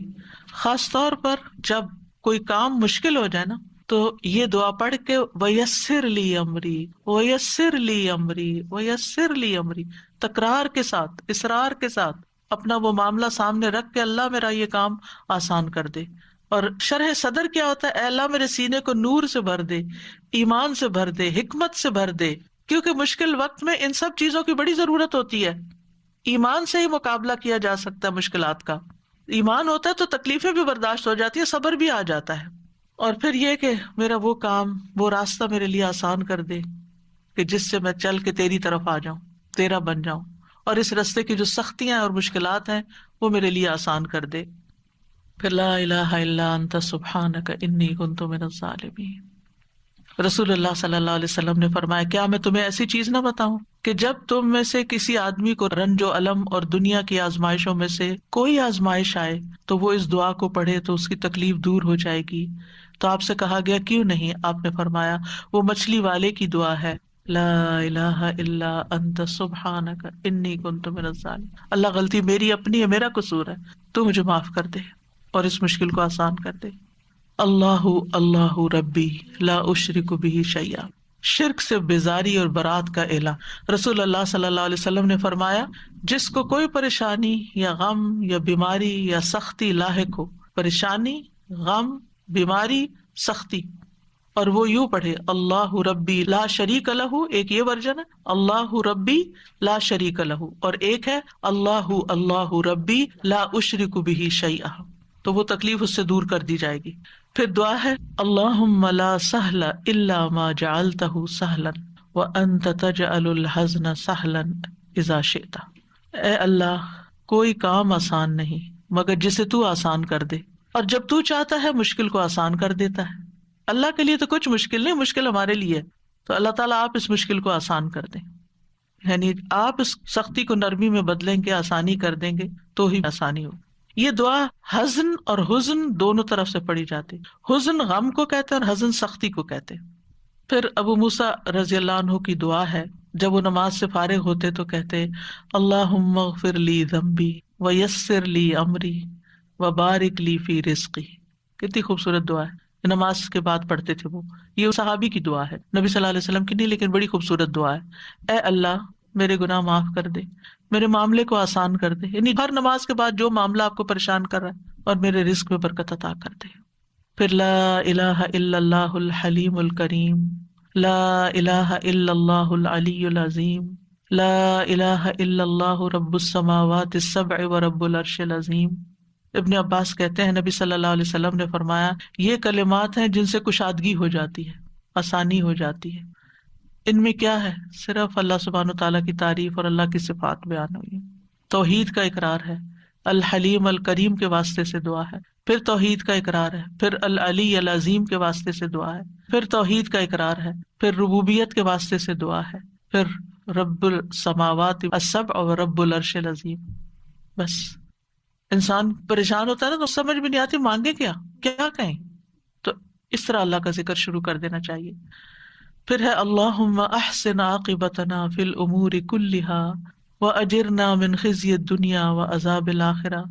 اے اللہ ہمارے تمام معاملات کا انجام اچھا کر دے اور ہمیں دنیا کی رسوائی اور آخرت کے عذاب سے محفوظ رکھ. تو یہ سارے معاملات میں آسانی اور انجام کی خوبصورتی کی دعا ہے.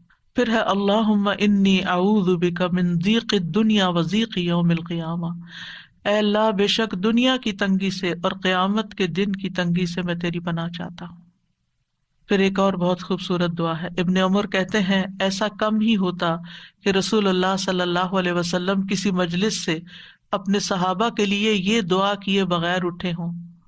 اللہم اقسم لنا من خشیتک ما تحول به بیننا وبین معاصیک ومن طاعتک ما تبلغنا به جنتک ومن الیقین ما تہون به علینا مصیبات الدنیا، یا دوسرے ورژن میں مصائب الدنیا، ومتعنا باسماعنا وابصارنا وقوتنا ما احییتنا واجعلہ الوارث منا واجعل ثأرنا علی من ظلمنا وانصرنا علی من عادانا ولا تجعل مصیبتنا فی دیننا ولا تجعل الدنیا اکبر ہمنا ولا مبلغ علمنا ولا تسلط علینا من لا یرحمنا. اے اللہ ہم میں اپنا خوف اتنا تقسیم کر دے کہ وہ ہمارے اور ہمارے گناہوں کے درمیان حائل ہو جائے. اور یہاں خشیت کی بات کی گئی ہے جو علم سے آتی ہے، جو خوف علم کی وجہ سے پیدا ہوتا ہے، کہ اللہ ہمیں ایسا علم عطا کر اور اس علم کے ساتھ ایسا اپنا ڈر دے کہ ہم گناہوں سے بچ جائیں، کیونکہ گناہ مصیبتیں لاتے ہیں. اور اپنی فرما برداری اتنی تقسیم کر دے کہ وہ ہمیں تیری جنت تک پہنچا دے، کیونکہ اطاعت کے کام ہی انسان کو جنت تک لے جاتے ہیں. اور اتنا یقین عطا کر دے کہ ہم پر دنیا کی مصیبتیں آسان ہو جائیں، یعنی اتنا زیادہ ایمان کا آخری درجہ نا یقین، یعنی ایمان کی مضبوطی عطا کر دے کہ جس کی وجہ سے ہمیں دنیا کے غموں کی پرواہ نہ رہے. اور جب تک تو ہمیں زندہ رکھے ہماری سماعت، ہماری بصارت اور ہماری قوت سے ہمیں فائدہ عطا کر، یعنی ہمارے آنکھیں، کان، ہماری ساری قوتیں، صلاحیتیں کام کرتی رہیں، ہم بیکار ہو کے بستر پہ نہ پڑ جائیں. اور اسے ہمارا وارث بنا دے، یعنی بعد میں بھی یہ ہمارے اعضاء ہمارے لیے ایسا کام چھوڑ کے جائیں کہ جو صدقہ جاریہ بن جائے. اور ہمارا انتقام اسی تک محدود کر دے جو ہم پر ظلم کرے، یعنی ہم کسی پر زیادتی نہ کریں. دشمنوں کے مقابلے میں ہماری مدد فرما اور ہمارے دین میں مصیبت نازل نہ فرما، یعنی کوئی ایسی تکلیف نہ ڈالنا کہ میں دین سے دور ہوں، اور نہ ہی دنیا کو ہمارا سب سے بڑا غم و ہم بنانا، اور نہ ہی ہمارے علم کی انتہا کہ ہم صرف دنیا کا ہی علم جانتے ہوں اور دین کا ہمیں نہ پتا ہو. اور ہم پر ایسے شخص کو مسلط نہ کرنا جو ہم پر رحم نہ کرے. کتنی خوبصورت دعا ہے، کیونکہ آپ دیکھیں کہ جب اللہ کی خشیت مانگتے ہیں تو خشیت ہمیں گناہوں سے روک دیتی. اطاعت مانگتے ہیں تو اطاعت جنت تک لے جاتی ہے، یعنی اللہ کی فرمانبرداری سے ہی اللہ کے پاس جا سکتے ہیں نا جنت میں. یقین مانگتے ہیں جو ایمان کا اعلیٰ ترین درجہ ہے، تو ابن مسعود کہتے ہیں یقین مکمل ایمان ہے. دنیا مصائب کا گھر ہے، انسان میں جتنا ایمان کبھی ہوگا اس میں شک نہیں ہوگا، اس کے لیے مصیبتیں برداشت کرنا آسان ہوگا. اور ایمان کا آخری چھٹا رکن قضاء و قدر پر ایمان لانا ہے، یعنی جو تو فیصلے ہمارے بارے میں کرے ہمیں اس پر راضی کر دے، اور ہم اپنی صلاحیتوں کو آخری سانس تک صرف تیری رضا میں استعمال کریں، اور مرنے کے بعد بھی ان سے ہمیں فائدہ پہنچتا رہے. اور جس نے ہم پہ ظلم کیا تو خود اس سے بدلہ لے، اور جو ہم سے عداوت رکھتا ہے، جس میں شیطان سب سے بڑا دشمن ہے ہمارا، اور اس کے علاوہ بھی جو ہم سے عداوت رکھتے ہیں، منافقین ہیں، مشرکین ہیں، اور کوئی اور بھی، اور خصوصاً ہمارے دین کا جو دشمن ہے، ہمیں ان پر کامیابی عطا کر. وانصرنا علی من عادانا، ان کے خلاف ہماری مدد فرما، اور ہمارے دین میں مصیبت نہ آئے. یہ نہ ہو کہ کسی آزمائش کی وجہ سے ہماری نمازیں چھٹ جائیں، یا کسی بدعت میں پڑ جائیں، یا کسی شرک میں مبتلا ہو جائیں. آپ نے دیکھو کہ لوگ نجومیوں کے پاس چل پڑتے ہیں اور غلط کام کرنے لگتے ہیں، تعویذ گنڈے کرنا شروع کر دیتے ہیں. تو اللہ تعالیٰ ہمیں دین کے معاملے میں کسی آزمائش میں مبتلا نہ کرنا، یا یہ کہ دین کا وہ کام جو ہم کر رہے ہیں کسی ایسی آزمائش میں نہ ڈالنا کہ ہم نیکی اور خیر اور بھلائی کے کاموں میں پیچھے رہ جائیں، اور دنیا کو ہمارے علم کا منبع نہ بنا دینا، یعنی ہم دین کا رستہ چھوڑ کے صرف دنیا کے نہ ہو کے رہ جائیں. اور ہمارے اوپر کسی ایسے حکمران کو مسلط نہ کرنا کہ جو ہم پر رحم نہ کرے. اور صرف حکمران ہی نہیں، کسی بھی معاملے میں، مثلاً آپ کسی ظالم ڈاکٹر کے حوالے نہ ہمیں کرنا کہ وہ ہم پہ رحم نہ کرے اور ہمارا غلط علاج کرے، یا کسی ظالم استاد کے حوالے نہ کرنا کہ وہ سکھانے سے زیادہ ہم پر سختی کرے. تو زندگی کے ہر معاملے میں آسانی کے لیے یہ بہترین دعا ہے، اور اسے اپنی دعاؤں کا معمول بنانا چاہیے. وآخر دعوانا ان الحمد للہ رب العالمین. السلام علیکم ورحمۃ اللہ وبرکاتہ. کتنی پیاری ہم نے چیزیں سنی، کتنی باتیں سنی. چلیں ہم کچھ ڈسکس کرتے ہیں. ہمارے پاس 7-8 منٹ ہیں جس میں ہمیں بات کرنی ہے. میرا پہلا سوال آپ سے یہ ہے کہ یہ بتائیے کہ مشکلات کیوں آتی ہیں؟ کون بتانا چاہے گا؟ کیا سمجھ میں ہے آپ کو؟ جی السلام بریرہ علیکم. آپ میں بتائیے. جی بریرہ ٹیچر، مشکلات اس لیے آتی ہیں، وہ انسان کو کے ایمان کی آزمائش کو اللہ تعالیٰ انسان کے ایمان کو آزمانے کے لیے اس پہ مشکلات بھیجتا ہے. جتنا زیادہ ایمان ہوتا ہے اتنی زیادہ مشکلات بھیج کے اس کے چلے ایمان کا ٹیسٹ کرتے ہیں ایمان اللہ. کا ٹیسٹ ہے، ٹھیک ہے. زین الدین شاہ آپ کیا کہتی ہیں؟ آپ کو کیا سمجھ میں ہے؟ مشکلات اس وجہ سے آتی ہے، انسان کو صبر دیکھا جاتا ہے کہ صبر کتنا ہے انسان میں. اس کا اگر وہ دعوے کرتا ہے کہ میں اللہ کی خاطر صبر کر سکتا ہوں تو اللہ تعالیٰ پھر ٹیسٹ کرتا ہے. بالکل صحیح آپ نے کہا. افشا اشفاق آپ کیا کہتی ہیں؟ مشکلات کیوں آتی ہیں؟ جی السلام علیکم. رسول اللہ صلی اللہ علیہ وسلم کی حدیث کے مطابق کہ اللہ تعالیٰ جس کے ساتھ بھلائی کا ارادہ کرتا ہے اسے مصیبت میں مبتلا کر دیتا ہے. تو میری نظر میں یہی ہے کہ اللہ تعالیٰ اپنے سے قریب جس کو کرنا چاہتا ہے، اس کا ایمان ٹیسٹ کرنا چاہتا ہے، تو اس کے ساتھ بھلائی کا ارادہ ایکچولی ہوتا ہے، تو اس لیے مصیبتیں اور مشکلات. بالکل. اب 2 ایسپیکٹ ہو گئے نا، کہ ایک ہے کہ ہم سوچ رہے ہیں کہ صبر ٹیسٹ ہو رہا ہے، اور دوسرا دونوں باتیں ٹھیک ہے. اللہ تعالیٰ آزماتا بھی ہے اور اللہ تعالیٰ قریب بھی کرتا ہے اس آزمائش کے ذریعے. بالکل صحیح. چلیں نیکسٹ دیکھتے ہیں. ہم کچھ دیکھتے ہیں، پھر ہم آخر میں اگر ہوا تو آپ سے ریفلیکشن لیں گے. یہ خالی جگہ پر کرنی ہے جناب. کون کرے گا آپ میں سے؟ کمل آپ کریں گی؟ یہ جو اسکرین پہ آپ کو جی جی السلام علیکم. سب سے پہلے ہے حضرت موسیٰ علیہ السلام کے لیے فرعون کی آزمائش، اور حضرت نوح علیہ السلام کے بیٹے حضرت ابراہیم علیہ السلام کی محبوب بیٹے سے آزمائش. حضرت اسماعیل علیہ السلام کی بات ہو رہی ہے. اور حضرت ایوب علیہ السلام کی بیماری کی صورت میں آزمائش. 2 جواب آپ کے ٹھیک ہے. حضرت یعقوب علیہ السلام ہوں گے بیٹے کی. یعقوب علیہ میں السلام. بتا دوں علیہ السلام. جی ہو گیا بتا دیا. ایک اور ساتھی نے بتا دیا یعقوب علیہ السلام. تو یہ آپ فردر بھی انشاءاللہ آپس میں یہ کوئز کر سکتے ہیں نا، اور لوگوں سے بھی پوچھیے انشاءاللہ.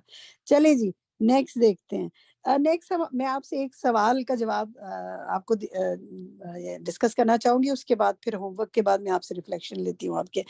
دیکھیے ہم نے کل استخارے کے حوالے سے پڑھا تو اس میں سوالات ہمارے پاس آئے. تو ایک سوال ہم یہ دیکھ لیتے ہیں کہ مثلا کوئی اگر کہتا ہے کہ میں حج پہ جانا چاہتا ہوں، اس کے پاس زادِ راہ ہے، محرم ہے. حج ایک فرض عبادت ہے نا، اور فرض ہے، ظاہر ہے ابھی فرض حج نہیں کیا، تو کیا اس کے لیے استخارہ کرنا ہوگا؟ تو اس کا جواب یہ ہے کہ اس کے لیے استخارہ کرنے کی ضرورت نہیں ہوگی، کیونکہ جو فرض عبادات ہیں ان پر استخارہ نہیں کیا جاتا. مثلا آپ یہ رمضان آ رہا ہے تو اب آپ سوچیں کہ مجھے روزہ رکھنا چاہیے کہ نہیں رکھنا چاہیے. بھائی رکھنا چاہیے آپ کو، اس پہ کیوں استخارہ کرنا ہے؟ یا یہ کہ مجھے نماز پڑھنی چاہیے یا نہیں، ظہر کی یا عصر کی یا مغرب کی، تو پڑھنی چاہیے. اگر آپ پڑھ سکتے ہیں کیوں نہیں پڑھیں گے؟ آپ ہوش کے عالم میں ہیں، آپ نیند میں نہیں ہیں، آپ یعنی وہ جو ساکت تو نہیں ہے نا آپ پر نماز. تو ان میں استخارے نہیں کیے جاتے. ہاں نفلی عبادات میں کر سکتے ہیں آپ، یا معاملات میں بھی، مثلا اپنے والدین کی خدمت ہے، شوہر کی اطاعت ہے، گھر والوں کی ذمہ داریاں جو فرائض ہیں ان میں استخارے نہیں کیے جائیں گے. تو یہ بات اگر آپ ذہن میں رکھیں تو آپ کو بہت آسانی ہو جائے گی انشاءاللہ معاملات کو دیکھنے میں. اور فرض عبادات کو جتنی جلدی آپ ادا کر سکیں اتنا ہی بہتر ہے. مثلا حج کی بات لے لیں، ہمارے بعض لوگ ہوتے ہیں وہ آخر تک ٹالتے رہتے ہیں، شادیاں کر لیں گے، بچوں کی تعلیم ہو جائے گی مکمل، یہ کام ہو جائے گا، گھر بن جائے گا، پھر فرض حج بھی کر لیں گے. نہیں، پہلے آپ فرض عبادت کریں. زندگی کا کیا پتہ ہے، اگر وسائل ہیں پہلے وہ کر لیں، باقی کام بھی اللہ تعالیٰ کراتا رہے گا.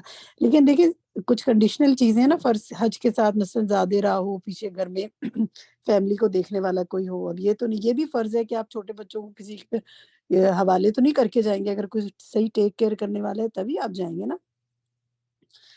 تو یہ سب چیزیں دیکھی جائیں گی اس میں. ٹھیک ہے، چلیں آگے آتے ہیں، آگے ہوم ورکس دیکھتے ہیں ہم. اچھا مزید ایک بات اور کہنا چاہوں گی، کوئی سوال آپ کا ہے کوئی حرج نہیں، آپ پوچھیں، پوری کنڈیشن لکھ کے بھیجا کریں، تو انشاءاللہ ہم کوشش کریں گے آپ کو جواب دیں یا آپ کو پھر گائیڈ کر دیں کہ آپ کہاں سے جواب لے سکتے ہیں.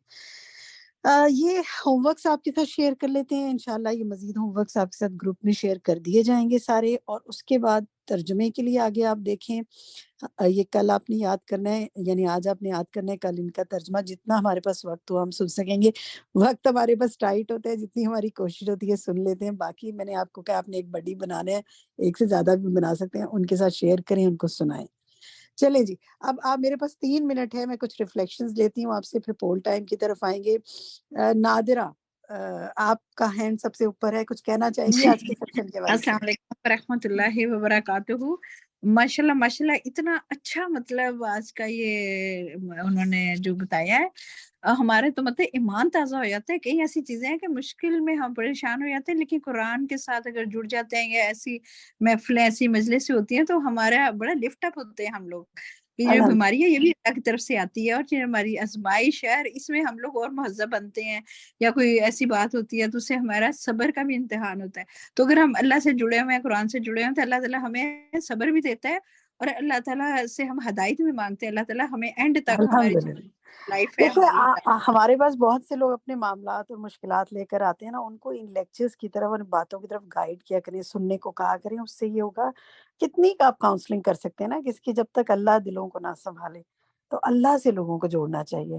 جی شبانہ آپ کیا کہتی ہیں؟ کیا سمجھ میں آئی آج خاص بات، یا کیا کہنا چاہیں گے؟ جی آج کا لیسن بہت اچھا تھا، اور ایک بات جو مجھے اچھی لگی ہے وہ یہ کہ اگر کوئی مشکل آتی ہے یا بیماری آتی ہے تو جیسے مطلب پریشان ہو جانا اس سے، جیسے میری اپنی عادت ہے کہ میں بہت جلدی پریشان ہو جاتی ہوں، بہت گھبرا جاتی ہوں. لیکن آج سے یہ سارا سن کے پتہ چلا کہ اللہ کی نعمتوں کو یاد کرنا چاہیے، کہ جب کوئی مشکل آ گئی تو پھر دیکھنا چاہیے کہ اللہ نے اور نعمتیں بھی تو کتنی دی ہیں. ان کو اگر انسان کاؤنٹ کرے تو پھر انسان کے دل کو تسلی ہوتی ہے، اور وہ مطلب پریشانی سے نکل سکتا ہے. اور اللہ پہ توکل کر کے اللہ سے دعا کرتے رہیں اور کوشش کرتے رہیں، اور نعمتیں یاد کرتے رہیں کہ اللہ نے کتنی نعمتیں دی ہیں ہمیں. انشاءاللہ اللہ تعالیٰ توفیق دے. ممتاز منتظر لاسٹ کمنٹ لے رہی ہوں، پھر پول ٹائم ہے. جی جی باجی مجھے تو بس ایک بات یہ بہت اچھی لگی، معاملات آسان نہ ہونے پر خود کو ملامت کرنا. یعنی اگر آپ آسان نہیں ہوتے ہیں تو خود کو مرمت کرتے ہیں، تو یہ کہ شاید میری دعاؤں کی میں کمزوری ہے، یا میری عبادت میں کوئی کمی آ گئی ہے، یا میری کوئی غلطی ہے، یا میں نے کوئی گناہ کر دیا ہے، تو وہ آٹومیٹکلی وہ جو مشکلات ہوتی ہیں وہ تو پھر مشکلات رہتی ہی نہیں ہیں. پھر اپنے آپ کی طرف انسان دیکھے تو پھر وہ مشکلات آسان ہو جاتی ہیں. تو پھر اللہ کا ذکر، دوسری سب سے اچھی بالکل. بات یہ لگی مجھے، اللہ کا ذکر کسی حال میں نہیں چھوڑنا. بس اللہ کا ذکر کرنا ہے، اللہ کو یاد کرنا ہے ہر وقت. دعا ہے میری آپ سب کے لیے، لا یزال لسانک رطبا من ذکر اللہ، اللہ تعالیٰ آپ کی زبان ہمیشہ اپنے ذکر سے تر رکھے. یہیں تک آج بات کرتے ہیں، انشاءاللہ کل 3:30 بجے پھر ملیں گے. اب آپ کا پول ٹائم ہے، آپ لوگوں نے انشاءاللہ دیکھنا ہے جناب اس میں آپ لوگوں نے کیا کرنا ہے. السلام علیکم ورحمۃ اللہ وبرکاتہ. Over to you Faiza. جزاک اللہ خیرا کثیرا. السلام علیکم ورحمۃ اللہ وبرکاتہ. قریب مجیب میں آج ہمارا ٹاپک تھا معاملات میں آسانی کی دعائیں، اور بہت ہی خوبصورت سیشن. الحمدللہ آپ نے بھی بہت غور سے سنا ہوگا انشاءاللہ. تو اب اپنے پول کی جانب بڑھتے ہیں. بسم اللہ الرحمن الرحیم. کوئز پول میں ہمارا آج کا پہلا سوال ہے، ان مع العسر یسرا. اس میں 3 آپشنز ہیں، اس کا درست جواب آپ نے بتانا ہے. یقیناً تنگی کے ساتھ آسانی ہے، یقیناً تنگی کے بعد آسانی ہے، یقیناً تنگی کے پیچھے پیچھے آسانی ہے. یہ سورہ علم نشرح کی آیت ہے، آیت 6، ان مع العسر یسرا. اس کا ترجمہ آپ نے بتانا ہے. سوال نمبر 2 ہے، فقہ میں ایک اصول ہے، المشقۃ تجلب التیسیر. اس کے 3 آپشنز ہیں ہمارے پاس. مشقت آسانی لاتی ہے، مشقت پریشانی لاتی ہے، یا مشقت مزید مشقت لاتی ہے. ٹھیک ہے، غور سے آپ نے دیکھنا ہے کہ اصول کیا بتایا گیا، المشقۃ تجلب التیسیر. سوال نمبر 3 ہے، نبی صلی اللہ علیہ وآلہ وسلم نے فرمایا، ان الدین یسر، دین آسان ہے. اس کا مطلب ہے ڈیش. اب اس کا مطلب کیا ہے؟ 3 آپشنز ہیں. دین میں اپنی مرضی کے لیے اجازت کرنے کی اجازت ہے. نمبر 2، دین کے آسان احکامات کو لے لینا چاہیے. اور نمبر 3، دین کے احکامات پر چل کر آسانی ملتی ہے. ٹھیک ہے، درست کو کلک کریں. سوال نمبر 4 ہے، بخیل وہ ہوتا ہے جس کا دل ڈیش ہو، کشادہ ہو، گھٹا ہوا ہو، یا بے نیاز ہو. سوال نمبر 5، نبی صلی اللہ علیہ وآلہ وسلم نے فرمایا، من یرید اللہ بہ خیرا یصب منہ. اللہ جس کے ساتھ بھلائی کا ارادہ کرتا ہے اسے ڈیش. 3 آپشن ہیں، آسانیاں فراہم کرتا ہے، مصیبت میں مبتلا کرتا ہے، یا کاموں میں آزادی دے دیتا ہے. ٹھیک ہے، آپ نے حدیث کی عربی پر غور کرنا ہے کہ نبی صلی اللہ علیہ وسلم نے کیا فرمایا ہے، اسی کی اردو کو مکمل کرنا ہے. سوال نمبر 6 ہے، ابن قیم کہتے ہیں، کسی نے ایک نیک آدمی سے کہا، ہم روزانہ کتنا قرآن پڑھیں؟ انہوں نے کہا، اتنا پڑھو جتنی ڈیش آپ کی استطاعت ہے، یا آپ کا روزانہ کا سبق مقرر ہے، یا آپ خوش نصیبی اور سعادت چاہتے ہو. یعنی جتنی اس میں سے جو درست آنسر ہے اس کو آپ نے ٹک کرنا ہے کہ اتنا پڑھو جتنی استطاعت، یا جتنا روز کا سبق ہے، یا جتنی خوش نصیبی اور سعادت چاہتے ہو اتنا قرآن مجید پڑھو. سوال نمبر 7 ہے، بعض مفسرین کہتے ہیں، ہم ڈیش پڑھنے میں مشغول ہوئے تو ہمیں دنیا میں برکات اور خیرات نے ڈھانپ لیا. قرآن، فقہ یا عربی؟ اس میں سے درست پر کلک کریں. سوال نمبر 8 ہے، وَكَذَّبَ بِالْحُسْنَى فَسَنُيَسِّرُهُ لِلْعُسْرَى. سورہ اللیل آیت 9 اور 10 ہے. اس کا ترجمہ کرنا ہے آپ نے. اس میں 2 آپشنز ہیں، درست پہ آپ نے ٹک کرنا ہے. نمبر 1، اور اس نے نیکی کو جھٹلایا پس ان قریب ہم اسے مشکل راستے کی آسانی دیں گے. اور اس نے برائی کو جھٹلایا پس ان قریب اسے آسان راستہ دیں گے. سوال نمبر 9 ہے، مچھلی والے کی دعا کون سی ہے؟ لا الہ الا انت سبحانک انی کنت من الظالمین، یہ دعا ہے، یا پھر اللہ اللہ ربی لا اشرک بہ شیئا. سوال نمبر 10 ہے، ابن قیم کے مطابق مصیبت کو 2 چیزوں سے دور کرنا چاہیے، بندہ اپنے اوپر اللہ کی نعمتوں کو شمار کرے اور اللہ نے اسے جو ڈیش ان کو یاد کرے. 3 آپشن ہیں، جو ماضی میں نعمتیں دی ان کو یاد کرے، یا جو موجودہ حالات دیے ان کو یاد کرے، یا ماضی میں جو مصائب دیے ان کو یاد کرے. تو اس کو کس چیز کو یاد کرنا ہے؟ مجھے امید ہے کہ آپ لوگ ساتھ جو ہے الحمدللہ اس کو اٹیمپٹ کر رہے ہیں، اور الحمدللہ 55% لوگ جو ہیں ابھی تک اس کو کر چکے ہیں.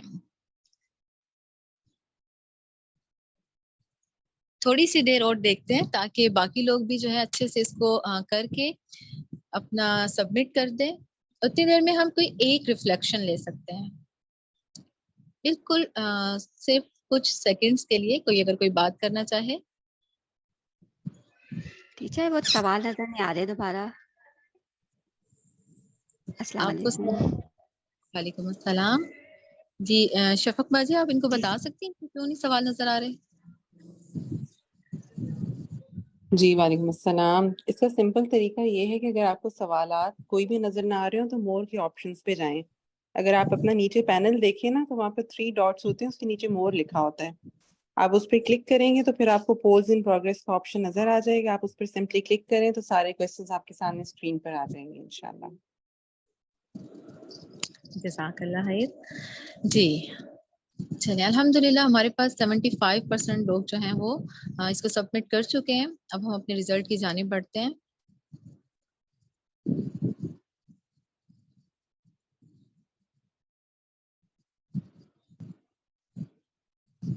جی تو ریزلٹس آپ لوگوں کے سامنے ہیں. سوال نمبر 1 تھا ہمارا ان مع العسر یسرا، سورہ علم نشرح آیت 6 تھی. اس کا ترجمہ آپ نے بتانا تھا. الحمدللہ 89% لوگوں نے اس کا جواب درست دیا ہے کہ یقیناً تنگی کے ساتھ آسانی ہے. آپ نے آیت پہ غور کرنا تھا. جو 10% لوگ کہہ رہے ہیں نا کہ یقیناً تنگی کے بعد آسانی ہے، تو دیکھیں کہ بعد نہیں، ما کا ورڈ آ رہا ہے نا، تو اس لیے اس کا معنی کیا ہے؟ ساتھ. تو جن لوگوں نے تنگی کے بعد آسانی کہا وہ بھی اس کو درست کر لیں کہ تنگی کے ساتھ آسانی ہے. پھر سوال نمبر 2 تھا فقہ میں ایک اصول ہے المشقۃ تجلب التیسیر. الحمدللہ بارک اللہ 97% لوگوں نے اس کا بالکل درست جواب دیا ہے کہ مشقت آسانی لاتی ہے. گڈ. صرف 2% لوگوں نے کہا مشقت پریشانی لاتی ہے، اور 2% لوگوں نے کہا مشقت مزید مشقت لاتی ہے. تو جی نہیں، اس کا درست جواب تھا مشقت آسانی لاتی ہے. سوال نمبر 3 تھا نبی صلی اللہ علیہ وآلہ وسلم نے فرمایا ان الدین یسر، دین آسان ہے. اس کا مطلب الحمدللہ 96% لوگوں نے بالکل درست جواب دیا ہے کہ دین کے احکامات پر چل کر آسانی ملتی ہے. بالکل اس کا یہی مطلب تھا. سوال نمبر 4 بخیل وہ ہوتا ہے جس کا دل ڈیش ہو. اس کا 96% لوگوں نے درست جواب دیا ہے جس کا دل گھٹا ہوا ہو. 2% لوگ کہہ رہے ہیں کشادہ، اور 3% لوگ کہہ رہے ہیں بے نیاز. تو جی نہیں، کشادہ اور بے نیاز اس کا آنسر نہیں ہے. اس کا آنسر ہے بخیل وہ ہوتا ہے جس کا دل گھٹا ہوا ہو. سوال نمبر 5 تھا نبی صلی اللہ علیہ وآلہ وسلم نے فرمایا من یرید اللہ بہ خیرا یصب منہ، کہ اللہ جس کے ساتھ بھلائی کا ارادہ کرتا ہے اسے ڈیش یعنی اسے مصیبت میں مبتلا کر دیتا ہے. ٹھیک ہے. اس میں 22% لوگ کہہ رہے ہیں کہ آسانیاں فراہم کرتا ہے، تو آسانیاں فراہم کرتا ہے اس کا آنسر نہیں ہے. اس کا آنسر 78% لوگوں نے اس کا درست جواب دیا ہے کہ مصیبت میں مبتلا کر دیتا ہے. آپ نے حدیث کے الفاظ پر غور کرنا تھا. کیا الفاظ ہیں؟ من یرید اللہ بہ خیرا یصب منہ، اللہ تعالیٰ اس کو مصیبت میں مبتلا کر دیتا ہے. سوال نمبر 6 تھا ابن قیم کہتے ہیں کسی نے ایک نیک آدمی سے کہا کہ ہم روزانہ کتنا قرآن پڑھیں. انہوں نے کہا اتنا پڑھو کہ آپ کو خوش نصیبی اور جتنی آپ خوش نصیبی اور سعادت چاہتے ہو. 64% لوگوں نے اس کا درست جواب دیا. 35% لوگ کہہ رہے ہیں کہ آپ کی استطاعت ہے. نہیں جی، جتنی ہم خوش نصیبی اور سعادت چاہتے ہیں نا اتنا زیادہ قرآن پڑھیں.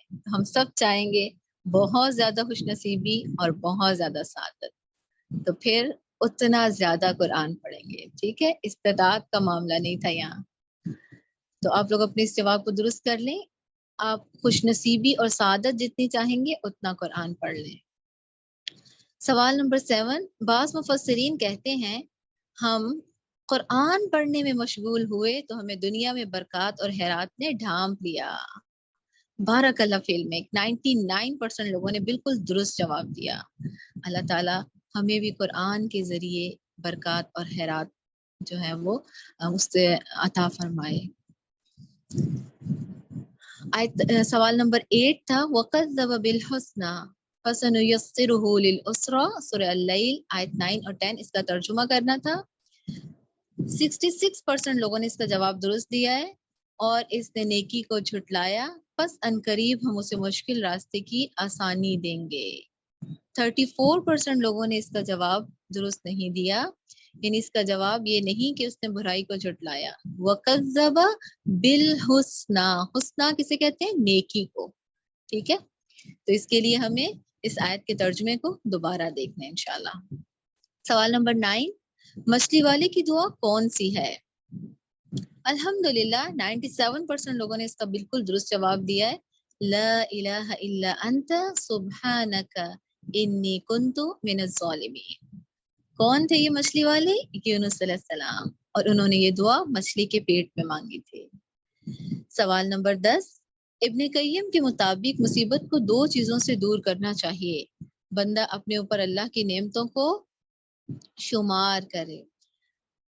الحمدللہ 88% لوگوں نے اس کا درست جواب دیا ہے کہ اللہ نے جو اسے ماضی میں نعمتیں دی اس کو یاد کرے. ٹھیک ہے، ماضی کی نعمتوں کو یاد کرنا ہے.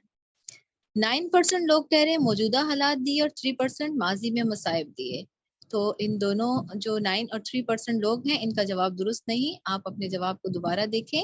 اس کا رائٹ آنسر کیا ہے؟ ماضی میں نعمتیں دیں.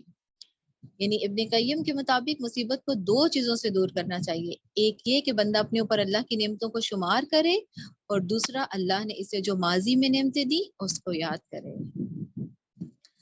یہی تک تھا. اب الحمدللہ ہمارا وقت مکمل ہو چکا ہے. انشاءاللہ کل ہم 3:30 بجے پاکستان ٹائم پر دوبارہ ملیں گے. اللہ تعالیٰ ہمارے معاملات میں آسانیاں فرمائے. وآخر دعوانا ان الحمدللہ رب العالمین. سبحانک اللہم وبحمدک اشہد ان لا الہ الا انت استغفرک واتوب الیک. السلام علیکم ورحمۃ اللہ وبرکاتہ.